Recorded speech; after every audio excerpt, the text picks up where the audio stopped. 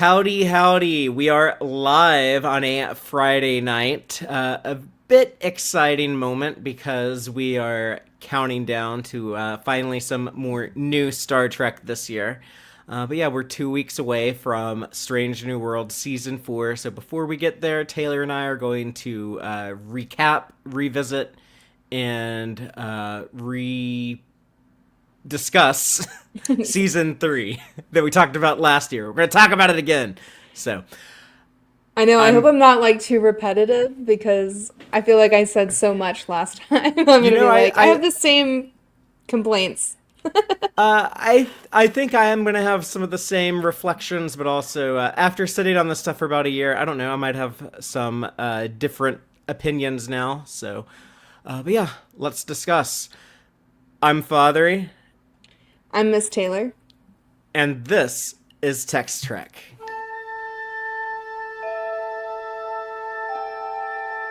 Engage.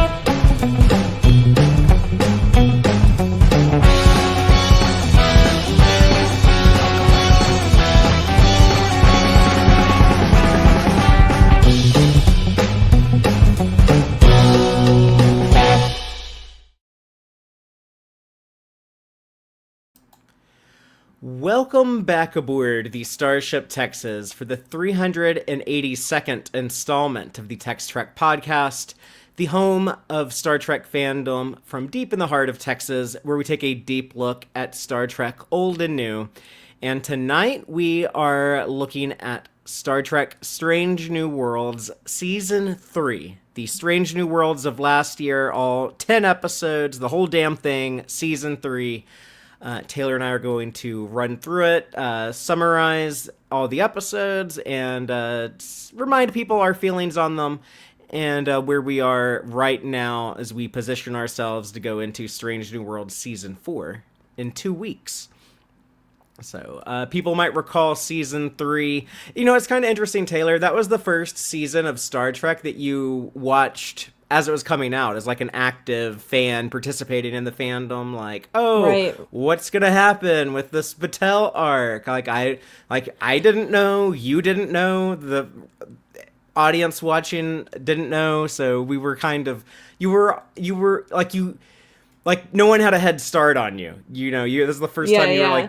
you were like lined up at the starting line at the beginning of the race. So you had to You weren't take off having with to everyone like else. you weren't having to like bite your tongue and be like, Yeah, what yeah. happens? Uh, so it's also a season that I think a lot of people struggled with for a few reasons, but I personally I loved Strange New World seasons 1 and 2, and I felt like there was a quality step down in season 3. I don't think I'm Yeah. alone in saying that.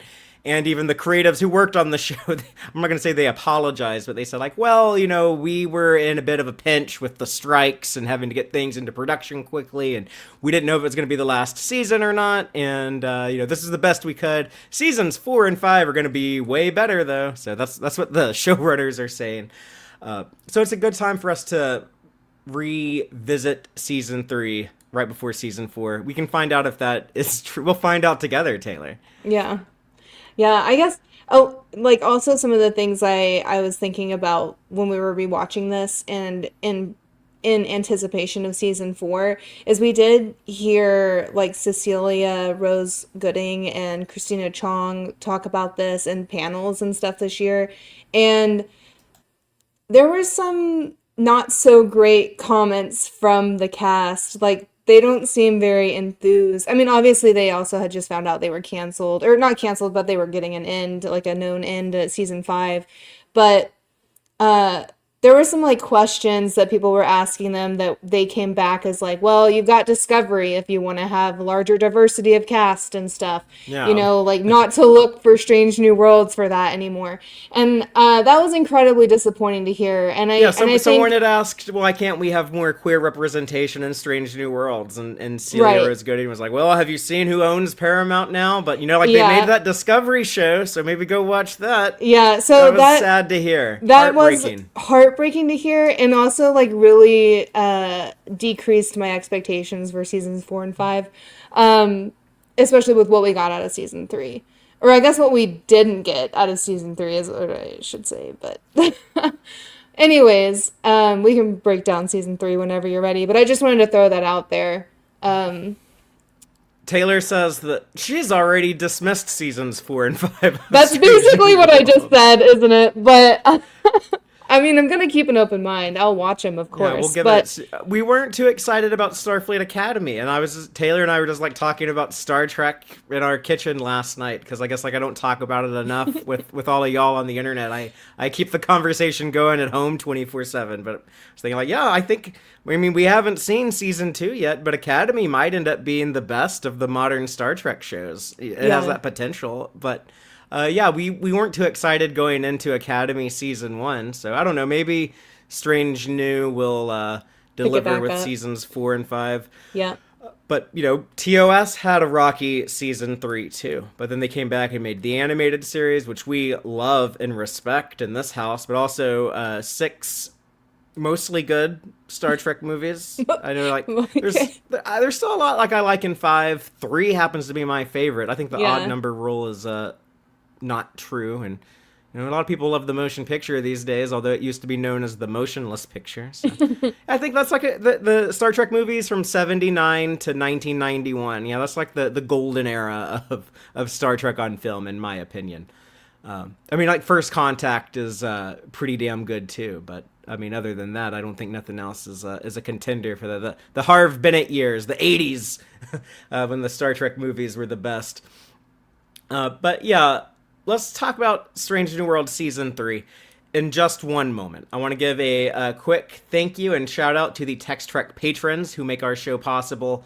Thank you so very much, Starfleet Sohel, Cake is Eternal, Crazy Dutchy, John Dot, Geek Filter, Quarks Bar, Matthew Averett, Braxton, Chuck A, Joel Vallis, Arthur Lamoureux, Chris Garris, Dave Farabee, Dave A. Gregory, Wanda Valentine, Ren, Corrine, Bun the Hun, and our anonymous supporters. And I also want to remind everyone we are currently celebrating the 10th year of Tex-Trek, a Star Trek podcast. And thank you, the people who've been with us for years. Thank you, the people who just found us recently. But we wouldn't be doing this if it wasn't for the people who tune in every week, who are able to participate and join the conversation with us through the chat, the people who listen to us later, the people who are able to chip in on Patreon. So thank you. It's a celebration of a big team effort, in my opinion. So, but Strange New Worlds Season 3. Taylor, I guess before we go into these episode by episode, we're going to give a quick summary for each episode that we just swiped off of Wikipedia. And we're going to share some thoughts that we had after our recent rewatch. Taylor and I watched all of these the last 5 days. We did 10 episodes in 5 days, right? 2 a day. So it's all really fresh for us. But before we dive in, let's just share kind of our broad thoughts on the season as a whole. We were kind of getting into that a little bit. I can go first or let you go first. I feel like I kind of already gave a little bit of my broad thoughts, but maybe I mean, overall I think I was disappointed with the season coming off of season 2. There were some things I really like and some like really goofy things that I think did work that I know that we disagree on, but I really like all of the kind of standalone episodes more than the whole overarching plot with Batel. I think that is one of the stupidest things I've seen in like any TV show ever. Sorry, Batel. I love you, but I hate what they did to you. But Yeah, like I really like Wedding Bell Blues. I liked the Korby stuff more than I thought. I was really nervous about having Korby and Spock and Chapel love triangle crap, and then One of your also, least favorite oh, tropes. I hate it. I'm like, just pick one or pick both. I don't care. Like, just I full send something. Like, I hate the will they, won't they shit. Like, I hate it. I've Yeah. always hated it. I always will. But I don't know. I really like the Corby stuff. And I on rewatch this time think I came back a little bit softer on the La'an Spock stuff. However, I still hate that. Like, I don't love it, but I get it a little bit more maybe. But I'm not stoked, I guess. But I like La'an a lot individually, and I like Spock a lot individually. I'm just tired of it being like bounce Spock between every single person, you know. And I know you and I have talked about this at length before, but it would have been more interesting to have like La'an and Ortegas maybe have some kind of romantic chemistry. We talked about that on the show last year, but we were thinking like, oh man, they could have done like a really cool arc there. Like, first of all, it would have been some queer representation, and then second of all, it's like Lon's kind of recovering from her Gorn trauma as like Ortega's is like going into it, and then especially with the end of Terrarium, with what Lon and Ortega's how they're pitted against each other there at the end. Yeah, it would have been high drama. Yeah, yeah, that maybe that could have been like why they break up or something. Right. But I mean, yeah, that was just something that like we came up with watching the show. It's like, well, why didn't these writers who get paid to sit around the table and discuss this with each other, like why didn't they come up with these ideas? You know, it's like they should do at least as good as we're doing. But what else, Taylor? Anything else? I think a lot of the things I have to say are kind of episodic, so I can break that down. But I think, yeah, overall, my big statement is I like the individual episodes, like the one-off episodes, and I hate the overall plot. Yeah, which Strange New Worlds was supposed to be the Star Trek show that promised to get back to telling self-contained one-episode stories.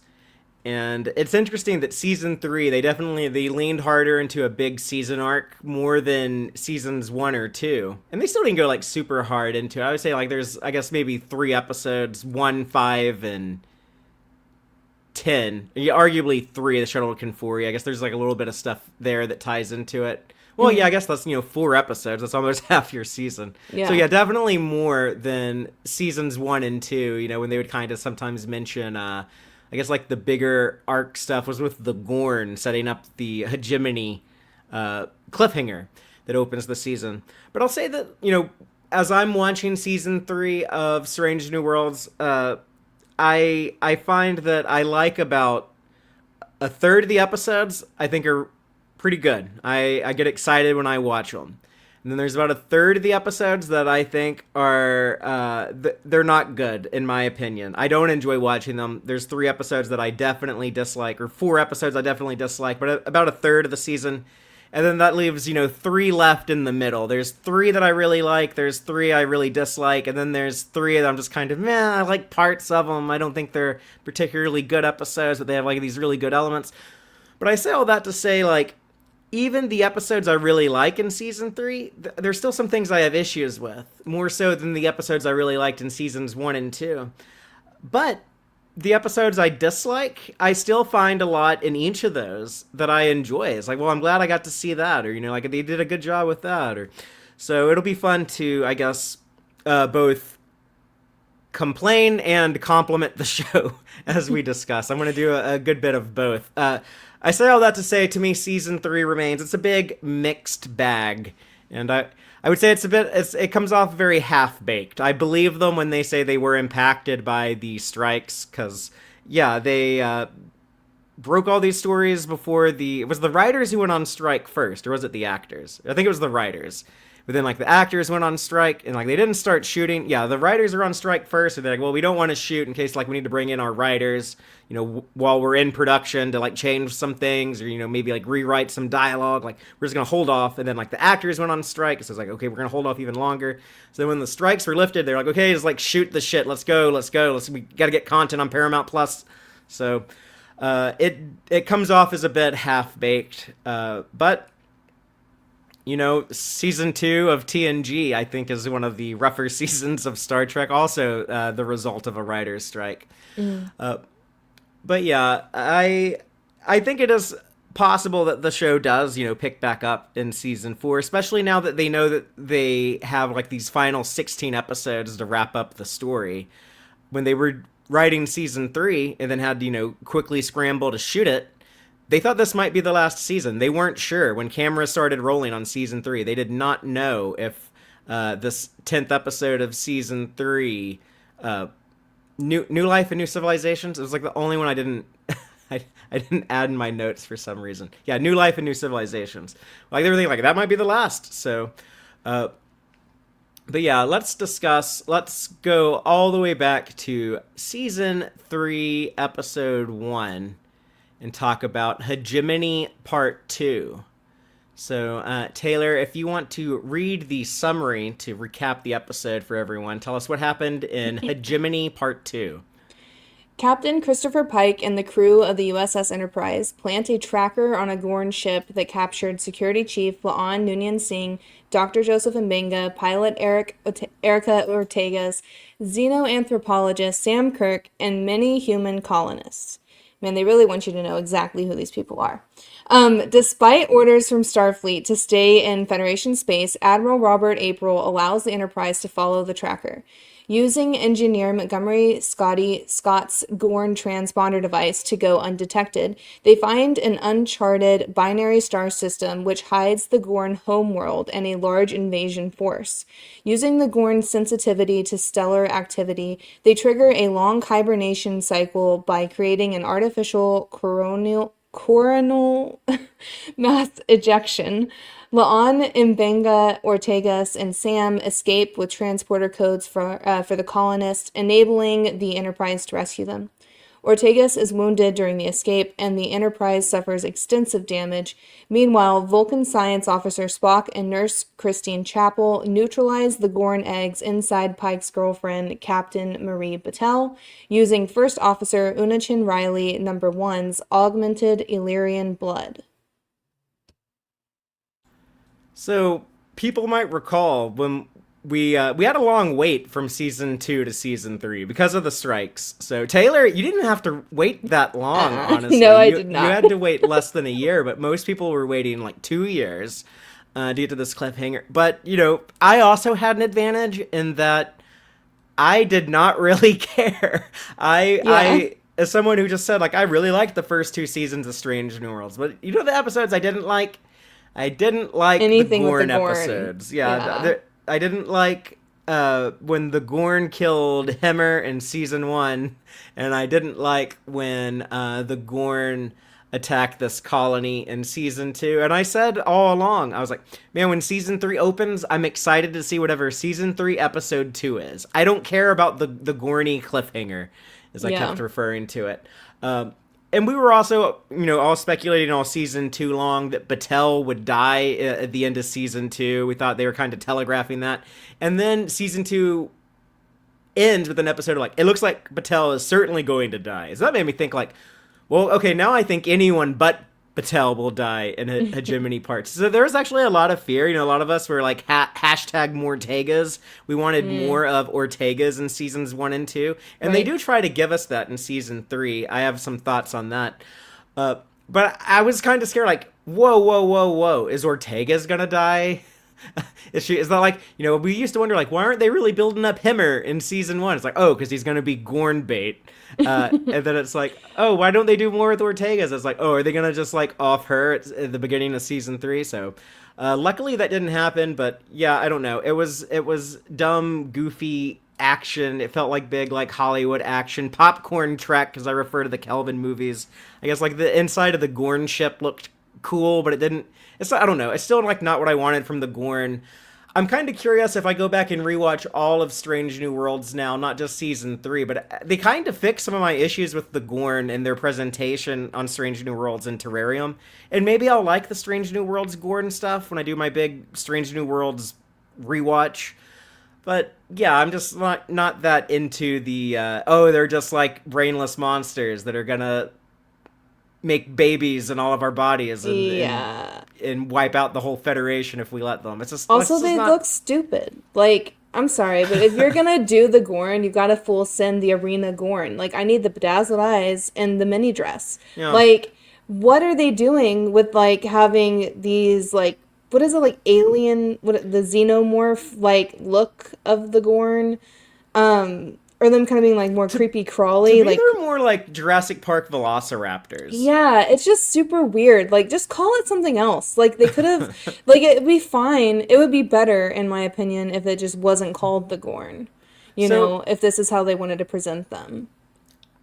It does make me wonder, though, because they've said, like, okay, we're done with the Gorn after season 3, but I kind of feel like this was such a big part of the show's identity.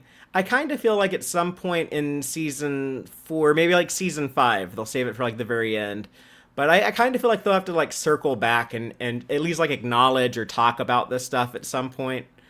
Or I don't know, maybe as we'll discuss in Terrarium, the Metrons, maybe they like erase people's memories of the Gorn. We're not sure exactly what they mean by reset humans' perceptions of the Gorn. But yeah, I feel like Hegemony was always, Strange New Worlds attempting to do their best of both worlds. Mm-hmm.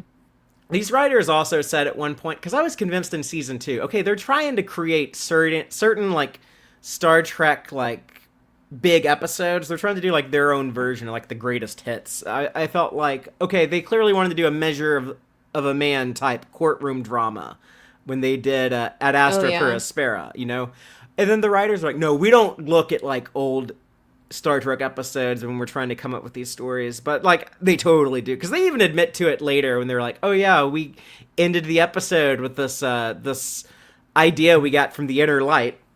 So they were totally trying to do a best of both worlds thing here. They wanted to have, like, this big dramatic cliffhanger. It's like...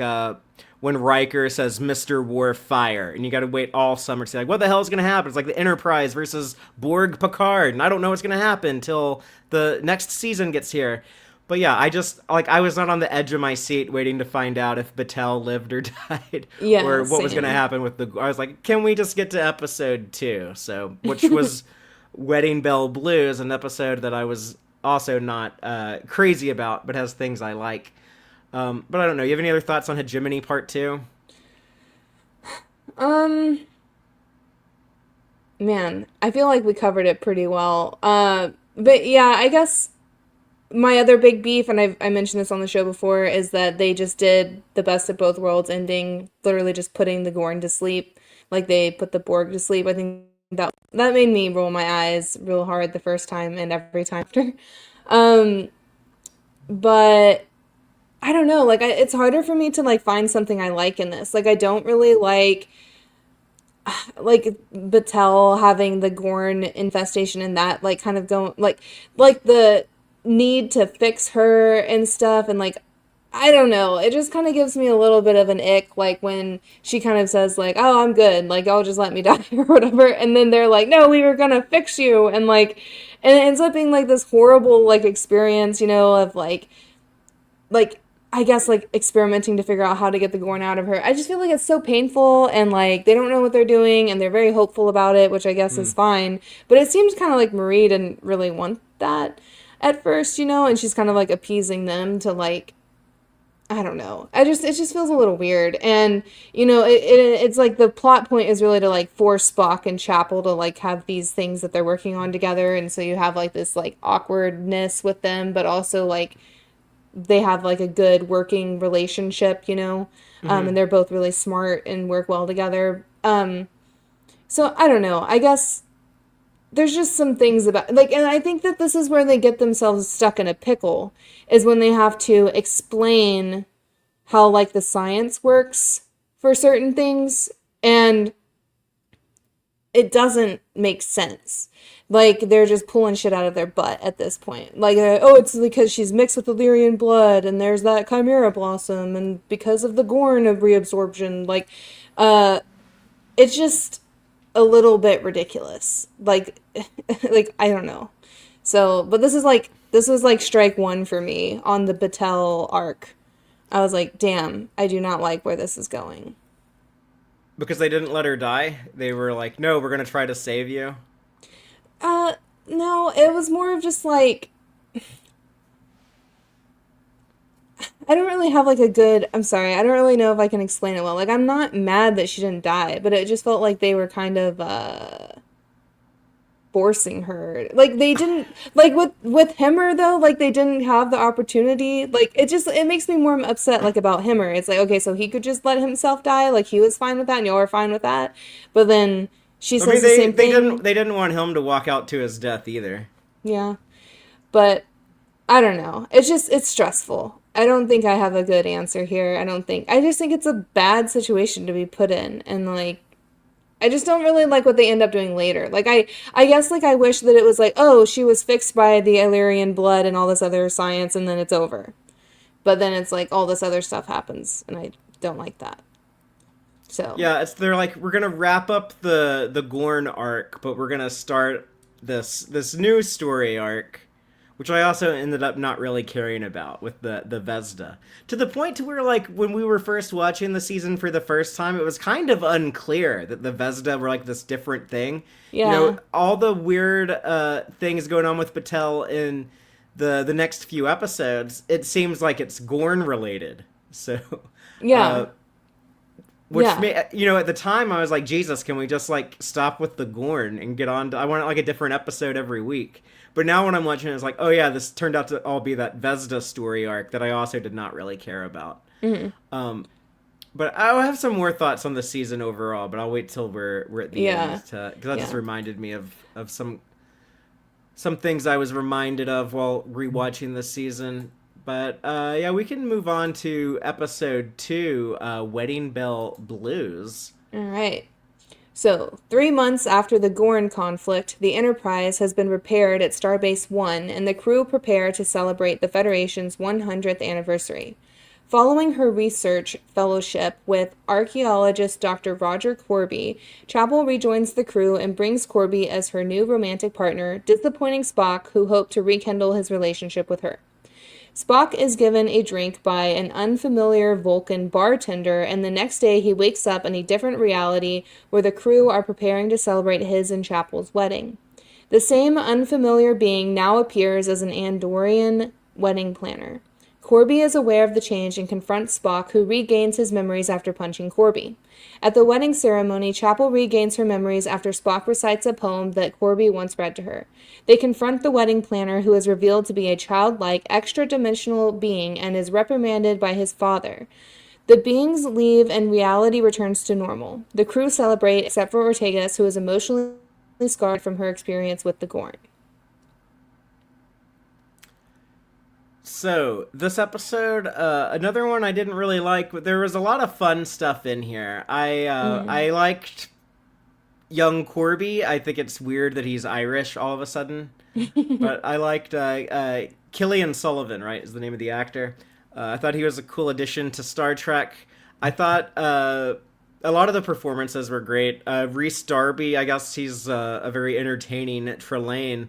But this episode also kind of highlights one of my big problems with the show overall, and I guess something that became very apparent in season 3 is that it's like the show doesn't want to commit. It's kind of like Lon and Spock's relationship, how like we're not really into labels or making things weird. Like the show doesn't want to like define things. It likes to keep things vague and nebulous.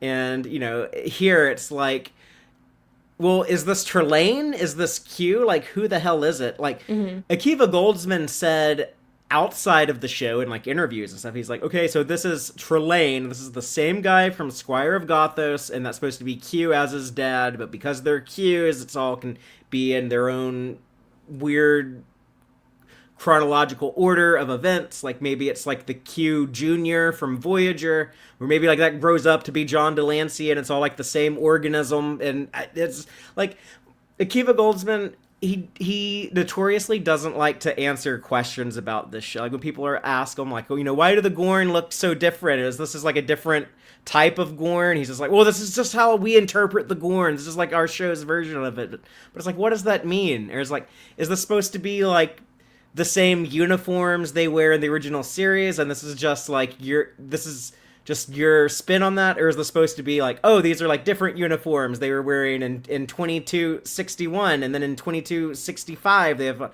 these different uniforms, and like, but like Akiva Goldsman and like the whole show, and Henry Alonso Meyer and everyone else who works on the show, like they don't like to answer those kind of questions. You know, they keep it all a little like, I don't know, like is this before Squire Gothos from Trelane's perspective? Is this after Squire of Gothos? Like, I don't know. It's just it's weird to me. Yeah. Like, answer my questions. I need that context. But yeah, I don't know. I think it's kind of a silly episode overall. It gets a little too goofy for me. Yeah, there's a few things I really enjoy about this episode. It takes a lot for me to like believe a new romantic pairing, especially like after we had watched What Little Girls Are Made Of, like Korby and Chapel. It felt like they didn't know each other very well, just from that one episode, you know. But in this, like I feel like they did a good job establishing Korby as a good partner with Chapel. You know, like he seems to understand her and she seems to understand him pretty well. And like, I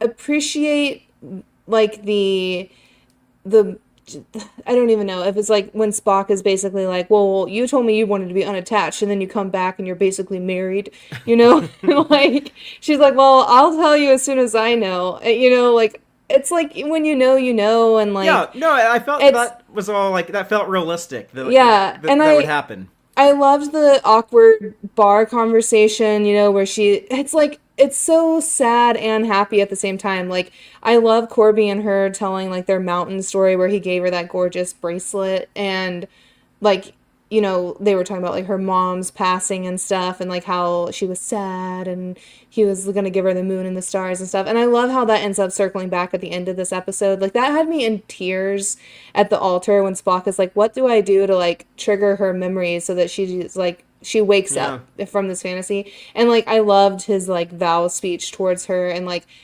I love that acceptance of like him kind of regurgitating that story and it triggering her memories. But I don't know, I really loved all of that, and I loved Korby and Spock being forced to work together to like, you know, Chapel deserves what she wants, and they both at the end of this episode really back that, you know, like it's about her agency and what she wants. And but yeah, I don't know, I think it was a really fun episode. I'm trying to think if there's anything else I'm forgetting but those are like the really big things that I really liked in it. Yeah, no, I agree with you. A lot of those emotional moments, you know, poor Spock having to remind this woman he's in love with why she actually is better off with this other guy. But yeah, that's real powerful stuff. That's why, I consider this one of those episodes that I find myself very mixed on. I think a lot of those performances are great. I think it has, a lot of, well-written moments in an episode that has some structural clunkiness. I think it's another thing, you know, this episode, it's kind of incoherent the first time you watch it, and there's a bit of a stylistic intent to that, maybe, of making it hard to follow so that you're as confused as Spock and Korby. But I don't know. I just find it's a clunky watch, and then a year later rewatching it, I still find it a bit clunky. But I don't have many other thoughts either. I guess they have the Federation Centennial. I'm glad they snuck that into the season. I guess Spock and Chapel getting married during the Federation Centennial. That's like Taylor Swift getting married during America 250. Or a lot of people had weddings, I guess, over the last weekend. Yeah, but it could never be me. I would never want to get married during a holiday. It needs to be its own thing, in my opinion. But yeah, I don't know. I really liked this episode. This episode really sold Korby to me. Like, I really like it more now because we're engaged, and you're like, oh, I like thinking of wedding things. When we were watching this, I was kind of more emotional for a couple of the scenes in this season because I was like, oh, this hits different now. But yeah, the up at the altar part was definitely made me more emotional. But I was gonna say the other thing I really liked about Korby was him like sabotaging everything during this episode. Like I thought he was so funny and like quirky and like smart. But like I also loved him and Spock having their banter. Like whenever Corby's like, "Well, maybe it's because of my superior intellect," and Spock's like, "Between the two of us, that wouldn't be you." Like that was just so funny, and they just have really good chemistry. So. Uh, yeah, and the only my other complaint for this, or I guess really my only complaint is I think that Pike is really awkward in this episode, and it seemed really out of character for him. Like when like Trelane vanished or whatever, and everyone's memories kind of came back, and everyone's like, "What are we doing?" And he kind of like takes the stage and is like, bar's open." You know, it was weird. I'm like, I feel like he would do better at like having kind of like a little transition speech, you know, and it was just really awkward. Well, he was caught off guard. Yeah. But I don't feel like he normally would be. But maybe he's still stressed from the Batel stuff. Okay, and then last comment for me, all the outfits in this episode are great. This isn't like a wedding dress in my opinion, but I think it's a stunning costume. Yeah, the You green know? dress that Yeah. Jess Bush is in. Yeah, Yeah, it but was I mean impressive. That's what I'm saying, everyone's like, outfits are so incredible. the Like show I always love looks good. Like the production value is great on this show. Yeah, I love my favorite costume. It's actually one of the simpler ones, but Sam Kirk's green and blue tux is gorgeous. And Korby has like a really hilarious, like fluffy, ruffly suit that I really enjoy with a flower crown. And I think all of that, even though it's supposed to look goofy, like he still rocks it. And Batel, Una, and Uhura all have incredible outfits. So it's a really beautiful episode to watch. Well, let's move on to season 3, episode 3. The first episode of the show I found myself really liking. But Shuttle to Kinfori. All right. The Gorn DNA in Batel's body reactivates, and her only chance of survival is a rare chimera flower on the planet Kinfori, which is contested by the Federation and Klingons. Pike and M'Benga take a shuttle to the planet while the Enterprise hides nearby. They find the flower, which has transformed a group of scientists into zombies. We're using the Z word here. When a Klingon ship arrives, Number 1 decides to approach the planet slowly to avoid detection. Ortegas moves faster than ordered, alerting the Klingons to their presence and forcing a riskier approach. Pike and M'Benga are tracked by Baitha, the daughter of Klingon Ambassador Doc Ra, who seeks to kill M'Benga to restore her family's honor. M'Benga confesses to murdering Doc Ra and defeats Baitha in a duel but spares her life. She sacrifices herself to allow M'Benga and Pike to escape from the zombies. Later, Number 1 reprimands Ortegas for her insubordination and relieves her of duty for 2 weeks. Pike is horrified to learn that Batel and M'Benga plan to use the flower to turn Batel into a human-Gorn hybrid, which he reluctantly accepts is her decision. So this was our zombie episode. Our we had Klingon zombies, we had Vulcan zombies, and Enterprise. But here we have, I guess some of the zombies are Federation people and some are Klingons. But yeah. Klingon zombies. This episode, that was really cool when we were watching it the first time. I didn't realize this was going to be the zombie episode. We knew that one was coming in season 3. But it was a really fun moment when you get like that first zombie face close up. It's kind of like, what the hell? Like Pike and M'Benga were on this medical mission, and then you get captured by Klingons, and then what the fuck? There's zombies here too. So it was fun to kind of get that. That actually reminds me. There's a movie that I want to show you that's kind of like that, but I don't want to spoil the reveal, so I'm not going to tell you which one it is just yet. But yeah, I saw Joel in the live audience. He's a big horror movie guy. He mentioned the Dawn of the Dead reference. But yeah, they named the planet after Ken Foree, the star of Dawn of the Dead. And the episode is kind of reminiscent of that when you see like the zombies pressed against the force fields trying to get in. It's like the Dawn of the Dead zombies trying to get into the glass doors at the mall. I guess Taylor, I hadn't you hadn't seen many Romero zombie movies when this episode came out last year, but we watched a few during spooky season last year. So I don't know Yeah. if the This episode this hits episode different now. inspired a watch of a bunch of zombie movies last year. Yeah, the zombie thing doesn't really bother me too much. I guess for me, like this screams like Star Trek does The Last of Us. Like it's like Because plant-based and it's a it's moss, yeah. recent It's and this the last of I like to call it the last of y'all. The last of y'all zombies are fungus based, and these right. are moss based. Uh, but you know what I appreciate in that when they're having like that conversation about like, oh, this is like a lab science experiment gone wrong, and you know like the Klingons conquered this planet during the war and wanted to weaponize the stuff, and they created these monsters, these zombies, but Mbenga doesn't. He's like, hey, these were like Federation citizens. These are like real people with like lives and stuff. Like, don't Yeah. call them zombies. That's very disrespectful. I had never thought of that before, but that seems like such a realistic thing. I mean, like that's like, oh yeah, like if this happened in real life, if like moss like got in someone's brain and like, you know, I guess killed them, but then like drove their body around, like it would be kind of Hmm. disrespectful to refer to that person as a zombie. It's like if that was Yeah. someone's parent or child or something, you know, it's like that was a Yeah. person. Don't call them a zombie. That There's was a neat idea. yeah, there's like it's like almost like corpse desecration in Benga's mind more than like anything else. Yeah. But the things I like about this episode, you know, I like seeing Mbenga and Pike go on this. They're like these two old Starfleet bros. They've gone on some missions together when they were younger, and they go on this one together. We kind of get like that buddy adventure vibe.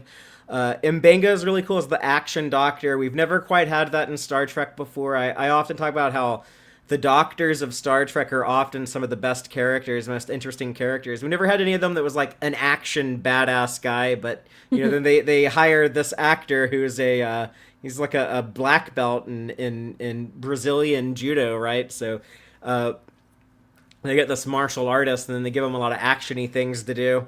And I like Klingon episodes. I'm an old school Klingon fan, so I liked the Klingons we got in here with Baitha, but that comes up to the things I don't like in this episode. Like even the episodes I really like in season 3, there's 3 of them. This is the first one, but I kind of struggle a little bit with the uh, the Doc Raw stuff. I think it's cool to like see his daughter, and she's like mad, like you killed my dad and denied me the opportunity to kill him, and now I can't get my honor back, and that's, you know, that was her motivation. But I didn't like them fucking with the ambiguity of Under the Cloak of War. You know, I really appreciated how Under the Cloak of War kind of left it up to your own imagination what happened with Mbenga and Doc. And I don't know, maybe it was always meant to be clear. Like to me, it my interpretation to it kind of seems obvious, but you know, I'm talking about when the Klingon ambassador and Mbenga were behind like the opaque doors. I guess like doing it as like opaque doors, like you clearly want there to be some ambiguity to it, you know. So I've just given Strange New Worlds shit about this, about like not like keeping things too vague, not like defining things. But Hmm. I liked that kind of being a bit ambiguous because in my mind, like I understood pretty clearly what happened. I think like Ambassador Docker, like he put his hands on Mbenga.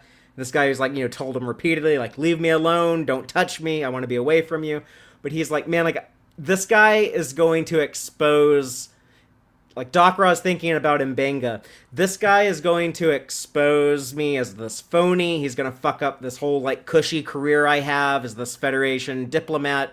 But he's gonna know that I was so full of shit. It wasn't me who actually, you know, like killed all of my men. It was this Starfleet badass here, and like Doc Ra won't leave that situation until like he knows he can like force Mbenga to like keep his secret. And I think like when he put his hands on Mbenga, that was just like this guy kept telling him, you know, like leave me alone, don't touch me. Like and that was finally like he just went too far, and Mbenga's like, okay, I'm gonna take you out now. I'm gonna kill you, and I feel like that's still true now, just with like how Mbenga replies to Baitha and Pike and how he describes, you know, and he says like, you know, I didn't I didn't intend for that to happen. That wasn't like what I wanted, but I have zero regrets. I'm glad he's dead. Like they've said stuff like that a couple of times, and I don't know. It's just weird to like expose Pike to it, and now like Pike is such like a Boy Scout. I guess he's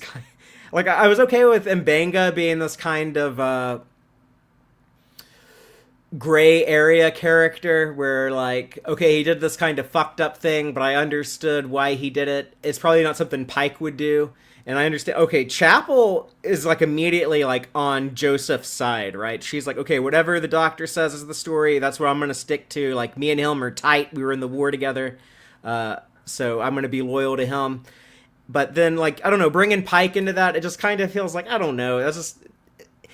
Are they gonna go somewhere else with this? There's been like this long-standing fan theory that M'Benga's actions in Under the Cloak of War is going to result in him being removed from chief medical officer and open the lane for Dr. McCoy.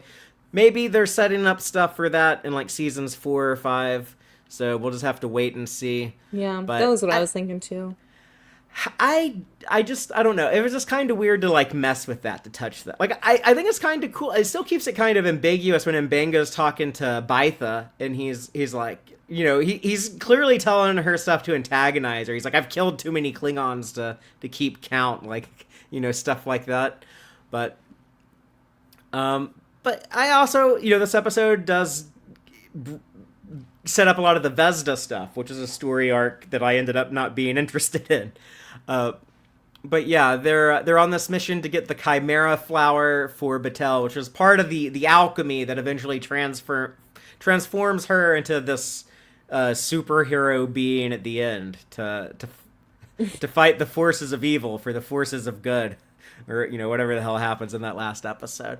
Yeah. So yeah, the episode I guess is like a bit tarnished for that, but I like Pike, M'Benga, Starfleet mission, Klingons, zombies, all that stuff was really cool. And there's a really fun animated series reference. They talk about smoking the Vidalan cigars. The Vidala were the cat race from the Jihad. They're like the oldest spacefaring race in the galaxy. So cool little animated series reference there. Yeah. I think for me, it's funny that you mentioned that you think Pike is very Boy Scout-like. But like in the previous seasons, I feel like he's been a really big confidant for his crew. And like especially they like call him a Boy Scout. Like people call him a Boy Scout to his face. Yeah, but I mean like he kept Una's secret about being Illyrian. And there's another example too, but now I'm forgetting what it is. If it was Spock, if he had something about T'Pring maybe that he didn't want to come out. But I don't know. I think Pike, yeah, he might be kind of goody or follow the rules or whatever, but I do think like when he is close to someone, he will keep their secret and let them decide. Like he's not gonna like report M'Benga, in my opinion, because he didn't report Una, and so I don't think he would do that. Yeah, I don't think he will either. But I think it was a questionable choice by the writers to be like, okay, now you've put this character in a situation where he's keeping like a high profile murder or assassination secret. Like, sure, yeah, he's gonna do that for his friend who's trying to save his girlfriend's life, but it's just kind of a weird thing to. It's just kind of a weird situation to put the character in. I don't see what the reasoning for that is or the payoff for that is. I don't know. Maybe they're not done with this stuff. Maybe they are. Maybe they're not. There was at one point in time they thought maybe this is the last we'll ever have M'Benga talk about Dakra, and this might be the end of the show with season 3. So they certainly were at one point in time comfortable wrapping up M'Benga's storyline with this, or at least as far as the Dakra stuff goes. But I don't have any other thoughts on Shuttle to Kinfori. Fun zombie episode. We can move on to our next episode, A Space Adventure Hour. Cool. La'an is tasked with testing the holodeck, a new holographic simulator, and asks the computer to create a murder mystery for her to solve. It generates a scenario featuring the cast and crew of a 1960s science fiction series called The Last Frontier, using the likenesses of people who have boarded the Enterprise. As the story gets more involved, La'an asks for Spock's help. Scotty attempts to single-handedly balance the large amount of power required to run the holodeck with the ship's other needs, barely allowing it to escape damage from a collapsing neutron star. When La'an is trapped and the holodeck safety protocols fail, Scotty sends a message explaining that she must solve the mystery to end the simulation. La'an, who has grown close to Spock during dance lessons over recent months, realizes that the Spock she is with is a hologram and the murderer. The simulation ends and La'an recommends holodecks not be approved for general use until the technology is improved. Number 1 encourages Scotty to ask for help in the future. During another dance lesson, La'an and the real Spock kiss. So, here's another episode that I disliked in season 3, but there are some things I liked in it. But I don't know. So far, 4 episodes in, I'm on like a dislike, mixed, liked, and disliked. So Yeah. I guess I'm grading things on a trinary scale, like yay, nay, or meh. I actually really like this episode. I know you do. It's really fun. I think it's because I can just take it a little bit less seriously than you can. Like, I think you kind of took it pretty personal attack. Well, if we're trying to actually like discuss the content of the show and be pretty serious about it, Yeah. it is weird to me that they try to make the original series look so stupid. Like, hey, what if like all of these sets and costumes that were groundbreaking at the time, what if we just like treat it like it's like a bunch of stupid cardboard shit and just treat it like the writing is stupid. We're gonna have like these really cheesy lines. We're gonna have like the acting be really stupid, and we're gonna make like the actors act like assholes, and we're gonna have like the creator of the show act like Gene Roddenberry but be more of an asshole, and we're gonna have like a Lucille Ball character but also kind of like make her a bit of an asshole too. And it's like, it's just weird. It's like, are you trying to say like these people are assholes, or that like their show was stupid? But then you have like Uhura give like the speech about like, this was a groundbreaking thing. Imagine people made this revolutionary TV show that used science fiction to speak to the world and try to change the world. And it's like the best thing ever, and people should love us for loving it. And this is Star Trek patting itself on the back, and it's just like so cringy. It's like, I don't know. I compare this to like the DS9 episode with Benny Russell. It's one of the Star episodes I get mixed up. Far Among the Stars. You're But- asking the wrong person, sorry. I'm not very good with the names of the episodes.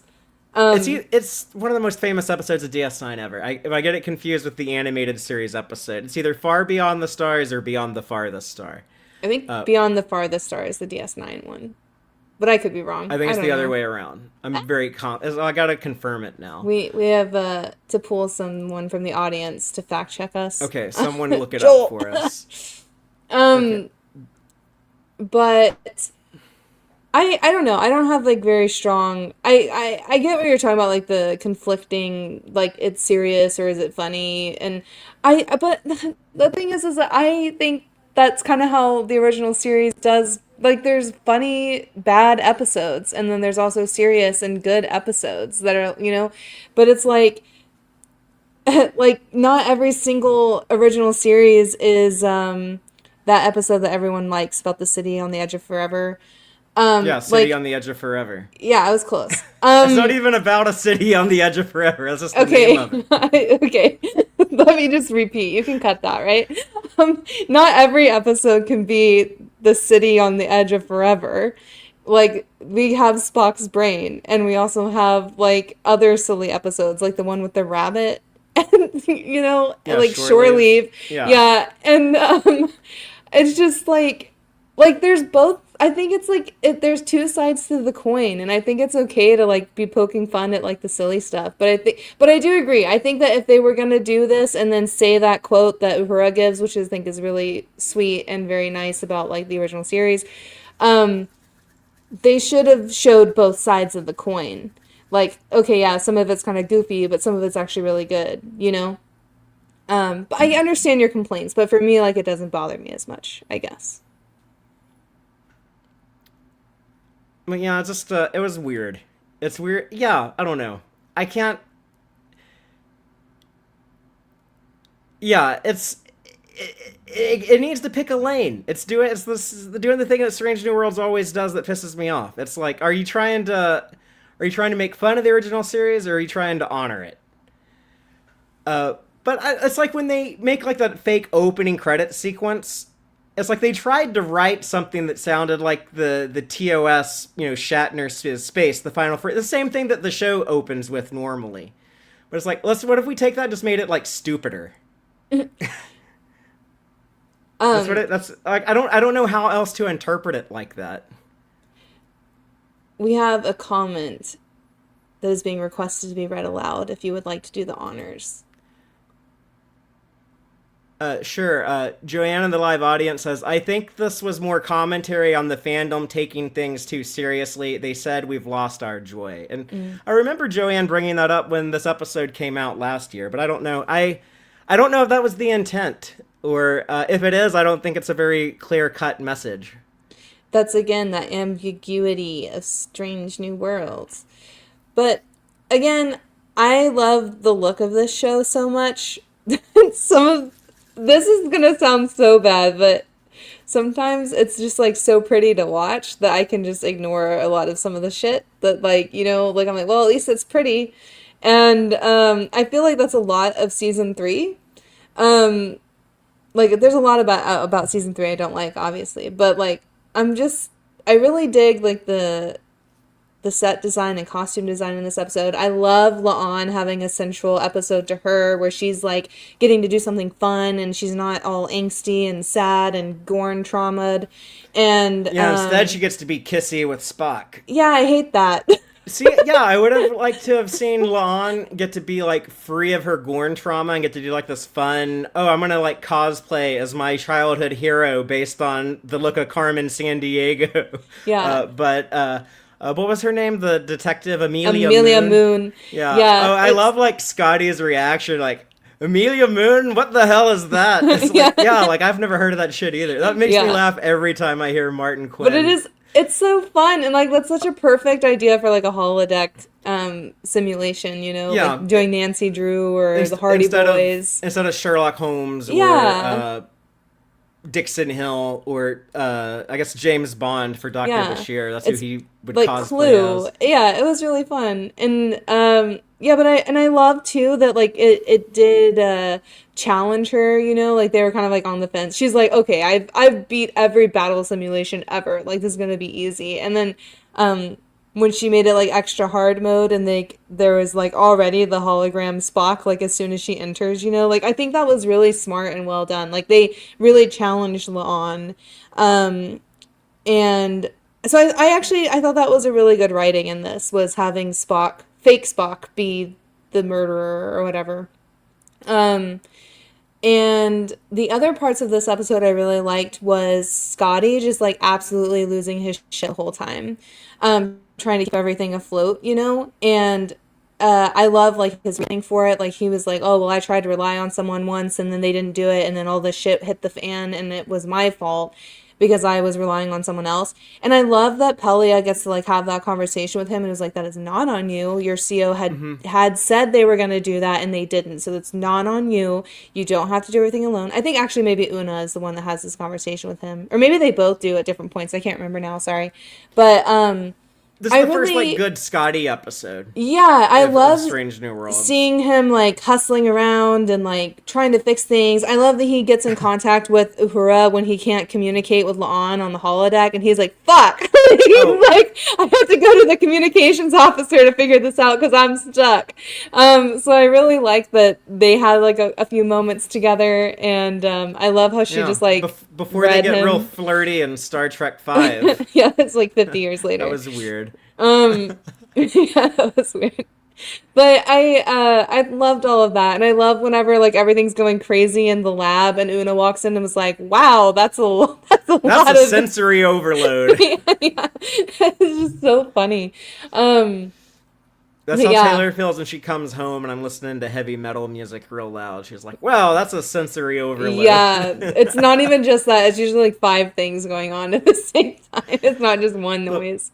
I'm gonna complain about Wedding Bell Blues again and say like I thought it was pretty dumb to make like, oh, Scotty discovers drinking because of this episode. Like he starts drinking more and more over the course of the episode, and then it's like I don't know, it felt like kind of dumb to have like silly alcoholism jokes. Mm, But then like we get here and it's like, oh, this is actually like a genuinely good character moment for Scotty, or yeah, a good episode for him. So I guess it was the first time I mean I've always liked Martin Quinn as Scotty, other than I think he's like way too young. It's hard to believe that in 5 years he's gonna look like the Scotty of TOS season one. But maybe it's gonna be a rough 5 years. We'll see. yeah, But now that he's like binge drinking, but I really appreciated the problem solving of Martin Quinn, Scotty getting all like frantic and nervous and like talking to Uhura. That stuff was a lot of fun. And I think like the holodeck rules, like that's something we were nervous about going into season three. Like they're gonna do a holodeck episode set before the original series, but like okay, it all makes sense. They're testing out. They even tie it into the animated series with the Rec Room. But yeah, I just thought that the actual like the Space Adventure Hour or whatever it was called, their TV show, the Final Frontier or whatever, it was just dumb. yeah. Okay. I felt like it was silly to both like make fun of the original series but also like talk about it being this great thing. Uh, Yeah. but I'm ready to move. I don't know. I didn't really talk about like the Spock La'an. I guess this like finally confirmed that. And I think like okay, I could see that being an interesting relationship. Like it's like okay, yeah, like that can be these two very like I don't know, they're cool-headed, confident, young, sexy people, but it just he's not that dude who would just like bounce back after Chapel. I think he would, he's like in one of these episodes he talks about like being like an emo kid cutting himself in a cave. Like I'm not saying like that's like a healthy approach, but it's just like that doesn't sound like the guy who's just gonna like bounce back and get like I'm gonna go get like this hot rebound chick on the bridge. Like that's just I don't know. That's Yeah, just not I that's not the guy agree. Spock is. Uh, Yeah, I think it's but weird. It's rushed. And because they kind of like hint at it in Wedding Bell Blues, like when they're kind of like dancing around and yeah, like I don't think it's super clear yet, but I think that there is a little bit of a hint in that episode. But it's like never enough until you get till about here when they're dancing and there's like more chemistry or whatever. Um, in the beginning of this episode when they kind of almost kiss, whenever she like has a light bulb moment about it being Amelia Moon for her simulation. mm-hmm. But yeah, I had a hard time swallowing this. Like I just feel I wish that they could really just spread it out over more episodes and make it more believable, over time. Um but yeah, I guess that's my big complaint with almost every single romantic pairing in Strange New Worlds is like, well, I don't even believe that they're like a couple because they've been together for one episode and there was never indication before this that they liked each other, you know? Well, we can discuss it more in Through the Lens of Time when Spock and La'an go on a mission with Korby and Chapel. But Taylor, tell us what else happens. Okay, junior medical officer Dana Gamble and Ortegas's documentarian brother Beto join an archaeological expedition led by Chapel and Korby, exploring an ancient building that Korby believes may hold the secret to immortality.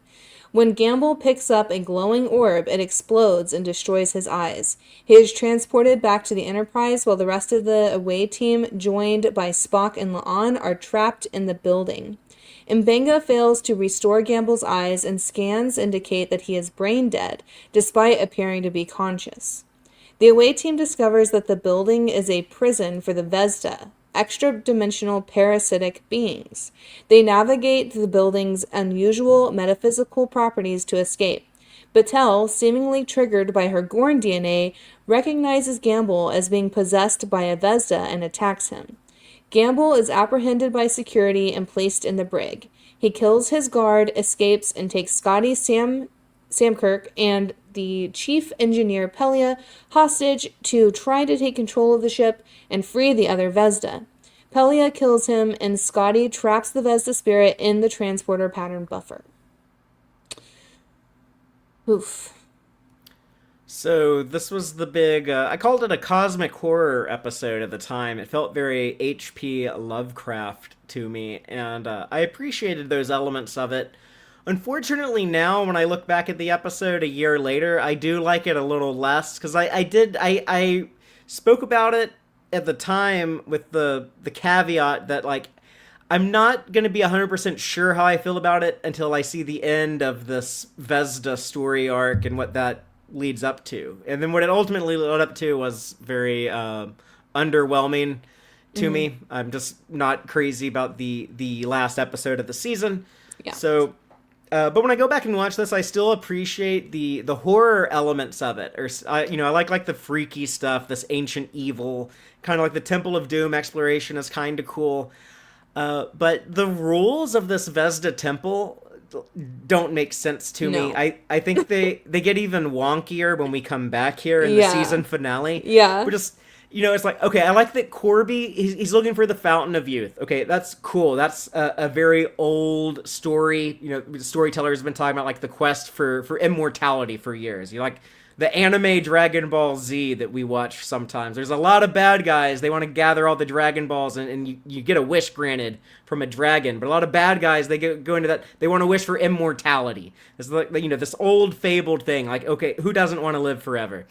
And we know about Korby from What Are Little Girls Made Of in the original series. He as a medical archaeologist, that was the thing he was looking for in that episode, was some ancient alien medical secrets to unlock the mystery of how to achieve immortality. So I think it's cool that he's looking for that here. And just, I don't know, the interdimensional prison also being like a thing that can make you live forever. Like, I'm not, like, I don't know, how does that work? Like, you get suspended at another dimension and you don't age, maybe? Okay, sure. But then you get, like, the weird time loop thing where you have causes happen after the effect. Yeah. And it's like, okay, well, that's a weird thing. It's just like all these different, like, weird concepts together. But I liked Gamble getting possessed by this evil entity. I think Chris Myers he's so good at playing, like, he's like the sweetheart ensign. Everyone loves him. He's like, oh, this is a great guy. This is a great addition to the ship. I hope nothing bad ever happens to him. They do make it, like, a little too obvious. He's, like, also giddy, happy, going on his first away mission. And then they treat him so violently. It's like Jesus Christ. It's also kind of a fucked up thing to do. Like, hey, we just added another black actor to the show. Let's immediately do a bunch of violent things to him. I guess they were violent to a lot of people in the Gorn episode, but still, just kind of weird. But I like him being possessed by, like, it's almost kind of like watching the Evil Dead movies, like the Kandarian demons, the Deadites that Bruce Campbell has to fight all the time. It's like when they possess somebody, they're able to, like, talk the best shit. Like, they say things that cut deep. Like, they get into they're like, oh, your dead mom, she's in pain right now. Like, I can see her soul burning in hell. And, like, say, like, shit like that. And that's what you see Gamble do when he's, like, fucking with the red shirt who's guarding him. So I thought they made this kind of cool, scary villain. But yeah, just the episode overall, I guess, its purpose in setting up the finale, it just kind of, I don't know, falls flat. It's like, I don't want to waste my time with this weird Vesda story arc. But what do you think? Yeah. This is another example of when I say that Strange New Worlds, like, science doesn't make sense. Like, it feels like they don't know what they're talking about and they're just pulling shit out of their ass. Like, it doesn't feel believable at all. And, like, the other thing I didn't like about this was they enter, like, this archaeological space, building, whatever, and they're in that special room where it ends up being Batel as the beholder, but they all have the parts that they need. It's just by chance. Like, they have the right tablet and the right ring, and then like I guess like it makes sense like Chapel would need to be the blood if whoever opens the door has to exit. But it just seems kind of silly. Like they're like, "Oh, and we already had these things. Like Korby had them and he brought them with us, you know?" And thank God Uhura had the ring on her when she was separated from the rest of us so that one of each of our groups has one of the things, you know? It just seemed a little bit convenient. And I also think it's weird whenever they don't show like the quest for the tablet or the ring. Like it could have been interesting to maybe even start this episode with Korby like finding the tablet and then you're muted, so if you're saying anything I can't hear you. But it would have been interesting to like have Korby like show like open the episode with Korby finding the tablet and then it leading them to the archaeological site or whatever, and like I guess just like including that more like in the story before it's actually needed in the story plot to like exit. It just seemed a little rushed and like unnecessary. Well, I guess the other big thing in this episode that happens is Batel starts her, as Chapel says later, when you saw the Vesda, that activated your abilities. What gives her superpowers later. The first time we were watching this, we thought it was like all Gorn stuff. We thought it was like, oh, she's like transforming into a Gorn. She's gonna like morph into a Gorn. Like we thought the Illyrian DNA and the Chimera Blossom and the Gorn eggs that were dissolved back into her, like, oh, they're gonna transform her into a human Gorn hybrid. Well, they even say that in the Chimera episode that Yeah. she was going to be a human Gorn hybrid. So But the fact that she's gonna become this the beholder thing, the sentry that keeps all of these evil Vesda spirits imprisoned for all eternity. I guess they wanted to make sure that we weren't suspecting that too obviously in this episode. But yeah, I I think that man, it just bothers me so much. But in my opinion, this is like the the Batel Gorn. stuff, Yeah, the Batel in this because episode. Like in this one, I still feel like it is like the Gorn though, like it like because she mentions like in the last episode that like these are all like she has collected all of the beings that have fought the evil Vesda before, and so she's like channeling certain instinctual right? She got things. some from the Gorn and some from humans and Yeah, some from Illyrians, Illyrian, and then and then the then Chimera Blossom, I guess, is what allows it all to exist. I don't know what the recipe is, but That's like the Chimera in mythology is like when you take like a bunch of different pieces of different things, right? It's like a beast of many different beasts put together. But in this episode, I really did feel like Batel was channeling like the Gorn. I don't know if you like remember her choreography for like the fight with Gamble. It is very like reptilian, like the way she Yeah, that's what bounces. we thought at the time. Yeah, so But I don't know, maybe she's turned into that, whatever that serpent thing is. I always wanted the beholder statue, you know, it's like always like this frozen statue. I wanted it to like thaw out and like move around and do stuff, but it never does. Yeah, it would have been cool for her to like transform into that and then like freeze into that. Like fight that way, Yeah. like looking Maybe like that was originally the plan. Maybe that was going to happen in the finale, but then they just decided they didn't want to spend the time or money on the CGI. Yeah. But that's what I'm saying is like in this scene, I feel like she's channeling the Gorn specifically. Like she's not the beholder yet. Like I don't think she is that yet. Like I think she's still cooking. Like I think she's like in the oven still. Does that make sense? I don't think it's that big of a distinction in the grand scheme, but yeah, we can talk more about like her final form, to use another Dragon Ball Z reference in the last episode, I guess. But yeah, just the rules of the temple. Oh, like we have to do things at the same time, but Chapel has to be there. I don't know. I think a lot of that stuff it's not clear and doesn't make sense. It's like this place, it might be able to grant you the secrets of immortality, but it also makes some time things go backwards, but not everything. And Yeah, just there's more weird rules in the last episode. It's also bizarre to me. Dave pointed this out to me. So our friend Dave, who I started the podcast with, he has not watched Strange New Worlds after this episode because he disliked this episode so much that he has not gone back to Strange New Worlds after this. He hated episode 4, the Space Adventure Hour, and then this one he got like halfway through, and then he told me he turned it off and couldn't get back into. But like the big thing that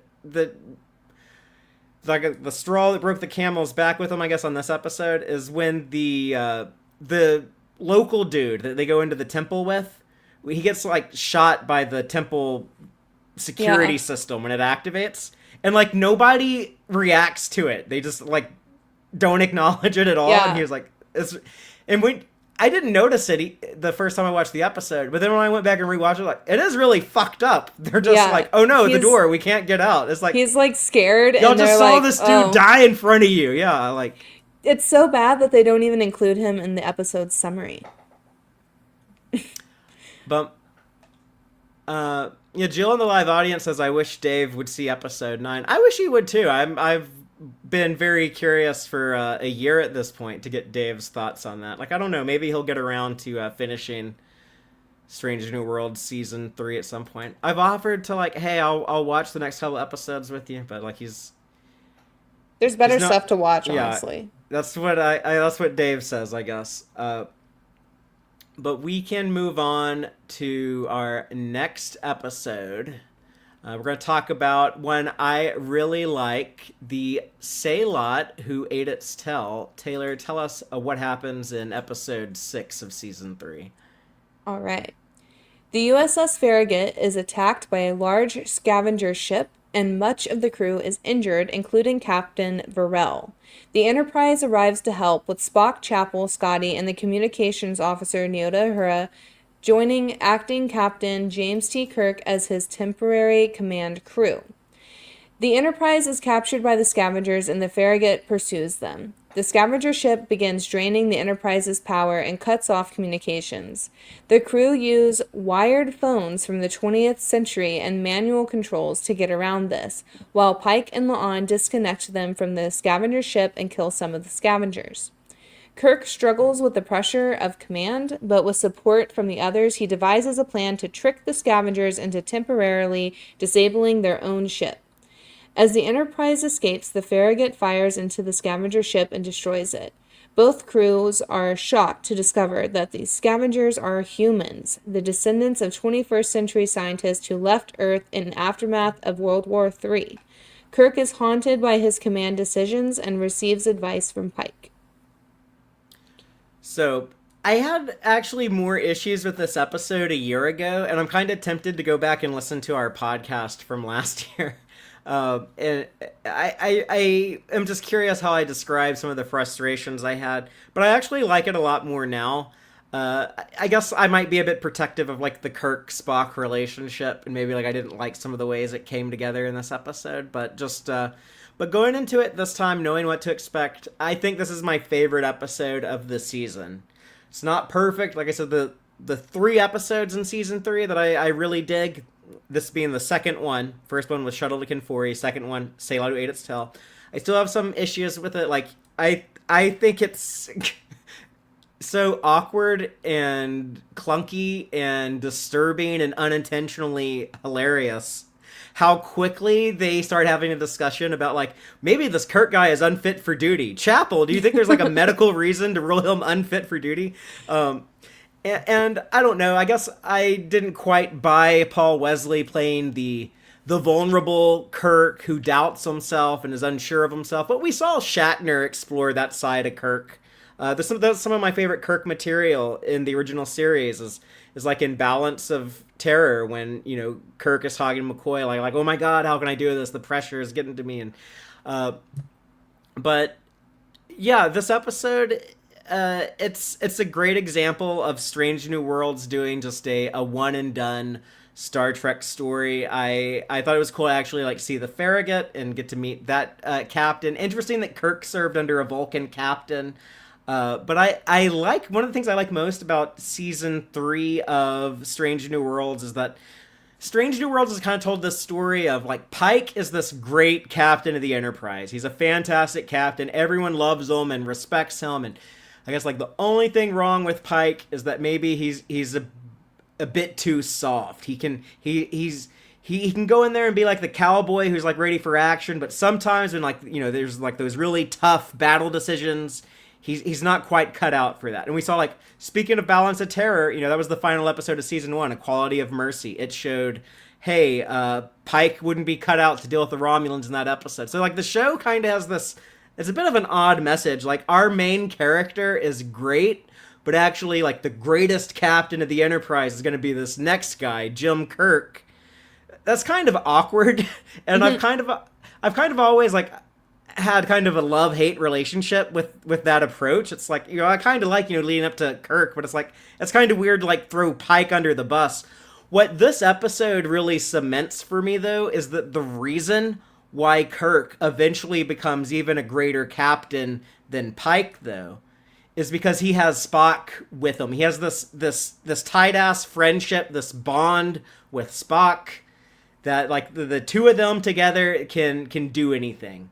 And that's so much like core to the identity of the original series and those 6 movies and the animated series. And so I really like this episode as kind of the foundation of, Kirk is the greatest captain, but that's only because he has like the greatest first officer, like they're supporting him. And it's kind of that, like the season even ends with like, it's all about duality, and there has to be 2 of people for some weird contrived reason, because the Vesda rules never make too much sense. But you kind of see that here. It's like, oh yeah, like the only way you can be that great of a captain is if you have this great of a first officer by your side. Mm-hmm. I also like the reveal of the monsters were humans all along. It is like awkward in this episode as they keep like calling them, the aliens are on board, the aliens are over here, and it kind of telegraphed the reveal of like, oh no, they're humans. And that kind of makes it fucked up. It's like, oh wait, like you're sad about killing these life forms after you find out that they're human. I think that's a little messed up, but the larger message of it, it's something that I like in season 3, that it wanted to tell like this big story of good versus evil, and it's this ancient struggle. And that's, to me, a part of that is very anti-Star Trek, because I feel like Star Trek should be like a bit more nuanced, where like there is no like pure evil. Like, we can eventually become friends with anyone, even the Borg, we'll eventually make friends with them. But I kind of look at it more of, there's like an internal struggle in like each of these individual life forms between good and evil. And I talked about this a little bit last year when we were watching season 3 as the episodes were coming out, but I think it reminded me of this. But there's a Roddenberry quote I really love, which it applies to Roddenberry extremely well as a very flawed person, as people like to say. But yeah, he was a good guy, but he also did like some bad things, and he was a bad guy at times, and he was a good guy at times, and it's complicated. But Roddenberry said, humankind is a very unique creature. We're the only thing we know of that's like one half God and one half animal. And we have like our feet are down in the mud that we evolved out of. And like our feet are like down in the dirt and the mud. But we're like this tall creature stretched up high, and then like our head is up in the clouds, and we can be so intelligent, and we can think of these big cerebral ideas and philosophies and change the world and change the universe, but we still have like these very like base animal instincts, and we can still do these very primitive and stupid behaviors that we can't seem to ever completely shake ourselves free of.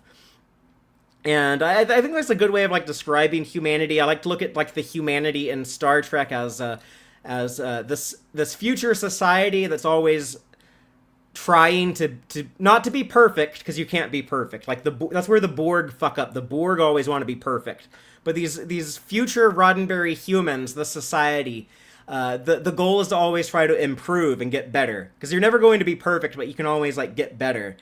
But I think like another part of that, something that the original series was really good at, was it showed that there's still like kind of these, for lack of a better word, these very base human evils that like live with like there would still like be like some greedy humans. There'd be like some badmirals that would act up. You would have like your Captain Tracy, act up, you would have these ancient, old, dark human impulses that even this more enlightened future humanity still has to grapple with.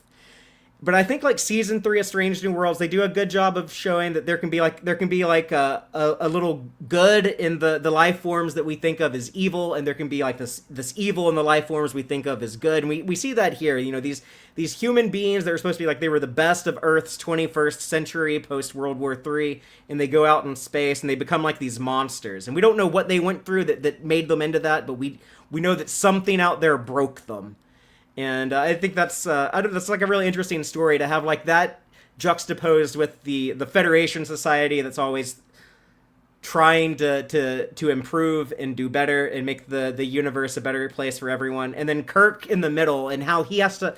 Another thing I appreciate, you know, in order for Kirk to become that great Starfleet captain, he has to learn these lessons from Pike. And here we see this Kirk kind of learn that classic Star Trek compassion. This is why Kirk is able to pass the Gorn test for the Metrons in Arena when that finally happens. And we'll talk more about the Metrons in a couple of episodes. But this